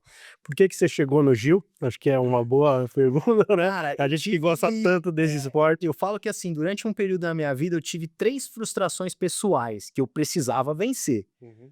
Uma delas, tocar instrumentos de música, Uhum. né? E eu venci isso na adolescência, juventude ali, tocando instrumentos de samba. Eu gosto muito de samba, né? E comecei a tocar alguns instrumentos de samba. Então, pô, venci a primeira. Aí eu tinha uma outra, que era falar inglês. Uhum. Cara, isso pra mim me matava e eu morri de vergonha. Eu passei muita vergonha em reuniões e coisas no mundo corporativo, tá? Sim. Até a gente falar que a necessidade faz o homem, né? A gente Sim. fechou um contrato com um cliente na Simple que tinha uma demanda global de reporte e ninguém falava inglês. Uhum. A partir dali eu arrumei um professor de aula particular e por 8 meses eu fiz aula de inglês das 6 da manhã às 8 da manhã, todo dia. Caramba. E quando eu falo todo dia, é todo dia. Sim. Domingo também é um dia, cara. Sábado também é um dia. Sim. Por 8 meses eu fiz aula todo dia e depois eu comecei a usar, a praticar, fui espaçando um pouco mais as minhas aulas e tal. E a minha terceira grande frustração Uhum. era não praticar jiu-jitsu. Sim. Porque, cara, eu sempre gostei muito desse mundo de luta, eu sempre acompanhei muito esse mundo de luta, mas de uma certa forma eu não tinha conseguido organizar a minha vida para colocar o jiu-jitsu na minha rotina, né? Uhum. Porque assim, eu seguia, eu gostava, sempre gostei do esporte, mas eu ia pra musculação porque eu podia fazer qualquer horário. Sim. O jiu-jitsu tem um horário do treino, Uhum. né? Mas assim, num determinado momento da minha vida, eu vi que eu tava com quase 40 anos, eu falei, cara, daqui a pouco eu tô com 60, 70, 80, fui embora e eu não fiz algo. E essa frustração eu não vou morrer, não. Sim. Eu preciso praticar jiu-jitsu. E aí eu tinha um desafio de encontrar uma academia próxima, que fosse legal, que eu encontrasse pessoas do meu estilo de vida, do meu jeito de ser e tal. E aí eu cheguei a visitar algumas, assim, mas nada me brilhava aos olhos. E eu falava, pô, será que eu quero mesmo isso, cara? Porque, puta, eu vou lá, assisto uma aula, eu não tinha treinado mesmo, tá? Eu ia lá assistir um pouquinho, conversava com um, com o outro. Mas eu via ambientes, assim, formais demais, ou ambientes com pessoal muito mais jovem, com outro espírito. Eu falei, Sim. isso aqui eu vou me machucar, cara, e aí eu não achava um lugar pra ir. E aí eu morava no mesmo prédio do Paulo, a La Salle, Sim. Sim. e aí a gente marcou um almoço pra falar de trabalho, de negócio, e aí vi que ele treinava jiu-jitsu, falei que eu tinha essa frustração, ele falou, cara, você tem que conhecer um lugar onde eu treino. Onde é? Moema, aqui perto. Falei, eu vou lá. Uhum. Então vamos, marcamos um dia de manhã, eu fui. Eu entrei na academia, cara, eu tava subindo aquela rampinha ali pra chegar no tatame, Sim. lá da ponta o nosso mestre Juan Jamelão me deu o apelido de Ariete, eu tinha acabado de chegar. Sim. Ele falou, cara, você trouxe um barril pra treinar aqui, você botou o kimono num barril, o cara parece o Ariete, porra. Eu sou um cara mais descontraído, né, achei aquilo legal pra caramba, o mestre Urso chegou na sequência, falando bem baixo, super tranquilo ali. Então assim, aquele ambiente super descontraído, cara, Sim. me chamou a atenção. Uhum. Quando eu olhei aquela quantidade de faixa preta treinando, Uhum. eu falei, cara, o ambiente é descontraído, tem muita gente muito boa de jiu-jitsu aqui. Aqui é um lugar onde eu vou aprender de forma leve, a chance de eu me machucar vai ser muito pouca. Uhum. É aqui que eu vou ficar, né? E aí o jiu-jitsu entrou na minha vida desse jeito. E eu também tenho um amigo, cara, que é o Gustavo Arfux, né? Ele é empreendedor que nem eu, trabalha no setor elétrico, tem uma empresa. E esse cara, ele é um grande irmão pra mim, assim, cara. Eu acho que depois da minha estrutura familiar direta ali, esse cara é um cara muito próximo de mim, é um cara que passou, assim, muitos perrengues junto comigo, acompanhando, vendo. É um cara que tem uma relação com a família dele, assim como eu tenho a minha, Sim. com a minha, né? Então, é um cara que eu tenho uma admiração muito grande. Eu comecei empreendendo antes dele, foi uma inspiração pra ele começar a empreender. Legal. E ele também acompanhava muito jiu-jitsu e ele começou a treinar jiu-jitsu com 40 anos, Sim. próximo dos 40 anos, né? Ele é um pouco mais velho do que eu, hoje ele tá na faixa marrom Uhum. ali. E, cara, o cara muito bom de jiu-jitsu, o cara treina todo dia. Eu falava pra ele, cara, mas você vai fazer essa aula todo dia, cara? Não cansa, não cansa, eu tô quebrado, mas eu vou. Começou a disputar campeonato e tal. Sim. E aí ele me incentivava muito. Pô, você tem que ir, cara. Eu falo que esse cara, ele é um cara que muitas vezes, cara, ele acreditou mais em mim do que eu mesmo. Sim. E no caso do jiu-jitsu, ele me incentivou muito, muito, né? E aí eu comecei, achei essa academia, encontrei em vocês ali, cara, um ambiente super descontraído. Sim. E no começo eu brincava muito com as pessoas, né? Porque assim, obviamente, você chega lá, eu nunca tinha treinado, né? Eu era um pouco mais forte ainda, né? Sim. Fazendo muita força, fazendo tudo errado, e eu tomava muita bronca e muito esporro. Hoje eu tomo um pouco menos, mas Sim. eu sigo nessa nova tocar. E eu brincava com todos eles, assim, quando eu via que de fato eu tava fazendo muita coisa errada e eu tava prejudicando o treino das pessoas, né? Eu falava pra eles, cara, não é mais fácil vocês me ensinarem? Porque se vocês dedicarem um pouquinho de tempo a me ensinar, Uhum. eu vou parar de atrapalhar. Uhum. E se eu parar de atrapalhar, vai ficar bom pra todo mundo, porque parar de vir eu não vou. Sim. Então é mais fácil a gente se ajudar. E assim, eu fui muito bem recebido ali, cara. E aí o jiu-jitsu entrou na minha vida desse jeito. Eu comecei achando que eu ia praticar ali algumas vezes por semana, mas eu botei na cabeça que eu queria ter uma faixa preta antes dos 50 anos. Aí eu fui ajustando meu sonho. Eu falei, não, eu não quero só ter uma faixa preta, cara. Eu quero ter uma faixa preta que todo mundo fale assim, cara, você é um cara difícil, Sim. né? Sim. Você é muito bom de jiu-jitsu, cara, eu acho que talento pra aquilo eu não tenho, mas eu sou muito consistente, e aí no longo prazo eu vou melhorando bastante a Sim. ponto de dar um pouco mais de trabalho. E o jiu-jitsu, cara, ele também entrou na minha vida de uma forma que ele tem tudo a ver com a minha filosofia de vida, com a forma como eu penso. Longo prazo, prática leva à perfeição, disciplina. Você tá numa situação difícil, cara, o que eu mais vejo do jiu-jitsu, assim, é que a situação difícil que você tá, que todo mundo pode estar vivendo, o jiu-jitsu ele te ensina, primeiro de tudo, reconhece onde você tá, avalia. Aí quando você avalia, cara, você dentro da sua experiência, você precisa traçar um plano Sim. para sair daquela situação. A partir dali, você executa o plano. Então você reconhecer, planejar e executar nessa ordem, não nunca ao contrário, Sim. Pois é, que você fez. cara, é um baita segredo de sucesso na vida, foi tudo que eu fiz, e ele veio de uma forma clara, né? Você aprende de fato na vida real ali, porque coisas que eu também tenho pra mim na minha vida, cara. A primeira coisa que você precisa pra resolver um problema é reconhecer que tem. Sim. Aí vem a sua humildade, que o jiu-jitsu te ensina, a Uhum. vida te ensina de uma forma ou outra. Você ter a humildade de reconhecer que você tem um problema, cara, é um baita pontapé inicial. Sim. Porque se você não reconhece, você não trata. Sim. E aí como você trata esse problema? Com planejamento. E Sim. como que você de fato resolve ele? Executando o plano que você fez. Então o jiu-jitsu ele veio na minha vida como uma ferramenta de autodesenvolvimento assim incrível. Coisa que eu não tinha achado na prática em lugar nenhum. De eu gosto de estudar, hein? Sim, De fazer sim. cursos aí e tal. Animal, animal. Então, Ricardo, queria que a gente, né, você falasse um pouquinho, acho que primeiro da sua visão, né, acho que você espera aí pra você, de Simple e tal, talvez até nos aspectos pessoais aí também, no jiu-jitsu, né, qual que é a tua visão aí de futuro agora? Cara, assim, eu começo sempre com um desenho de um propósito, né? Acho que esse desenho de propósito ele tem que ser muito bem objetivo e muito bem específico. E eu tenho um propósito de vida para mim que eu uso do meu lado pessoal e também do lado profissional, consequentemente esbarra nos clientes e nas pessoas que ficam próximas de mim ali, que é impactar positivamente as pessoas e as empresas. Eu tenho eu tenho isso como um propósito muito claro para mim e é o que eu quero fazer, né?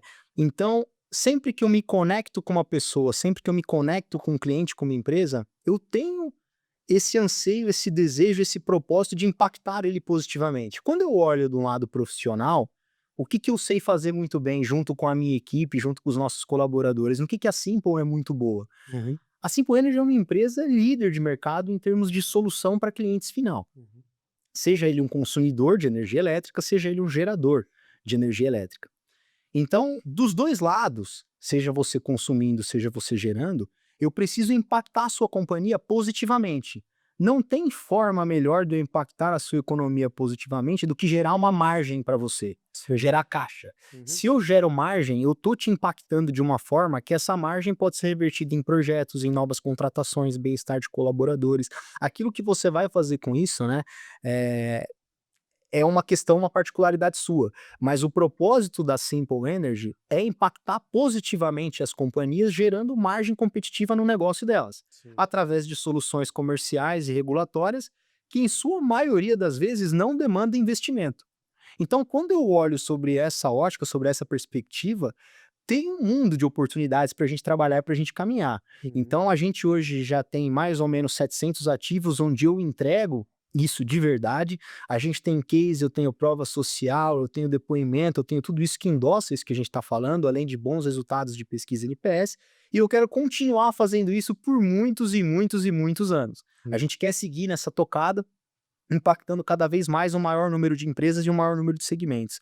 Isso é o propósito da Simple Energy e é a linha que a gente vem fazendo. Não podia ser diferente do Uhum. meu lado pessoal, Sim. cara. Eu quero seguir impactando as pessoas positivamente em absolutamente tudo aquilo que eu faço. Uhum. Eu quero seguir impactando positivamente o Anselmo Sim. através de uma participação de um baita de um projeto como esse. Sim. Então, tendo uma contribuição efetiva, esperando que o meu legado, a minha história de vida traga algo de útil para o seu Pra projeto, gente já pra trouxe sua bastante, posso companhia. confirmar. Eu quero impactar o Anselmo e todas as pessoas que treinam jiu-jitsu com a gente, como? Tem muita gente muito boa lá. Sim. O que que eu posso fazer? Eu posso melhorar todo dia um pouquinho mais e tornar a sua vida um pouquinho mais difícil. Uhum. Esse é o meu propósito. Porque se o seu treino comigo ficar cada dia mais difícil, você vai ter que melhorar. Eu conheço todo mundo que tá lá, né? Sim. Todo mundo segue querendo me pegar, segue querendo pegar o Anselmo e o Sim. outro, né? Então, assim, eu obrigo as pessoas a melhorarem de uma forma muito intuitiva. Sim. Eu tenho um propósito de vida super, muito forte pra mim, cara, que segue essa linha de impactar positivamente as pessoas do lado do autismo, né? Hum. Eu vivo o autismo e vivo as dificuldades do autismo, tanto na minha família, como vejo a minha filha, as dificuldades que ela tem de ser bem recebida, eh, de ser bem acomodada dentro de um ambiente. Eu nem entro na linha das maldades e tudo, que elas existem, mas eu vou muito mais na linha de não ter ambientes preparados para aquilo, de não ter situações, organizações, restaurante, bar, lanchonete, parque, muito preparado para aquilo.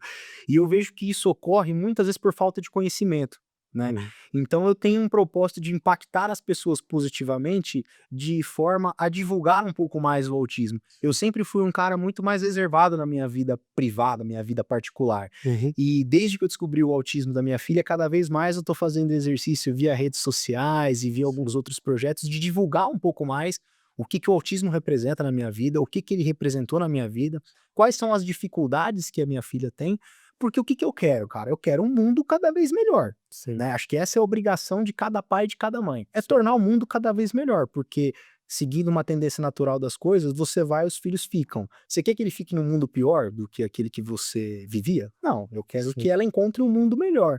Um mundo que seja muito mais harmonioso, um mundo que seja muito mais receptivo para ela, um mundo que consiga absorver as necessidades dela, porque eu tenho certeza absoluta que as pessoas com uma cabeça aberta, elas vão conseguir aprender e vão aprender muito com essas particularidades do autismo, com esse direcionamento. Então, acho que assim, o meu grande propósito, a minha grande mensagem que eu deixo é a gente seguir com desenhos de projetos e ações que vão impactar as pessoas e as companhias positivamente. Perfeito. Tenho certeza que você vai conseguir fazer isso, pelo que eu te conheço, né? Vocês podem guardar esse nome aí e tal, porque também vai impactar muito ainda. Para a gente fechar, uma mensagem para sua família. O que que você falaria aí para os seus familiares, para sua filha? O que que você deixaria de recado Pô, pra eles? essa é difícil, né? Acho que teria muita coisa assim que eu poderia falar, mas, cara, eu preciso agradecer muito. Acho que tudo aquilo que eu tenho foi fruto dessa escola que eu vivi, dos ensinamentos que eu tive com cada um deles.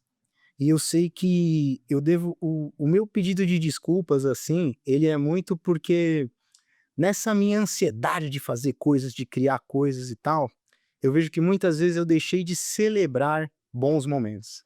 Eu sempre fui muito preocupado com a trajetória, com o caminho, sabe? Acho que o caminho te ensina tanto, eu ficava tão entusiasmado, tão feliz com aquilo, tão dopaminado, né, com aquele caminho, energizado, que muitas vezes quando eu conquistava algo eu deixava de celebrar. E isso aconteceu com a minha família em diversos momentos e tal. Eu conquistava as coisas e eu, lógico, já assim, muito rápido, eu já queria um outro projeto, uma outra coisa pra fazer, nem que fosse uma caixa de lápis pra apontar, sabe? Eu queria algo desafiador de novo. Então, assim, eu tenho um agradecimento muito grande a todos eles, porque, sem sombra de dúvidas, eles me ensinaram, me moldaram. Tudo que eu faço e que eu sigo é pensando neles, é pensando em deixar um exemplo e que eles tenham uma admiração e um orgulho daquilo que eu tô fazendo.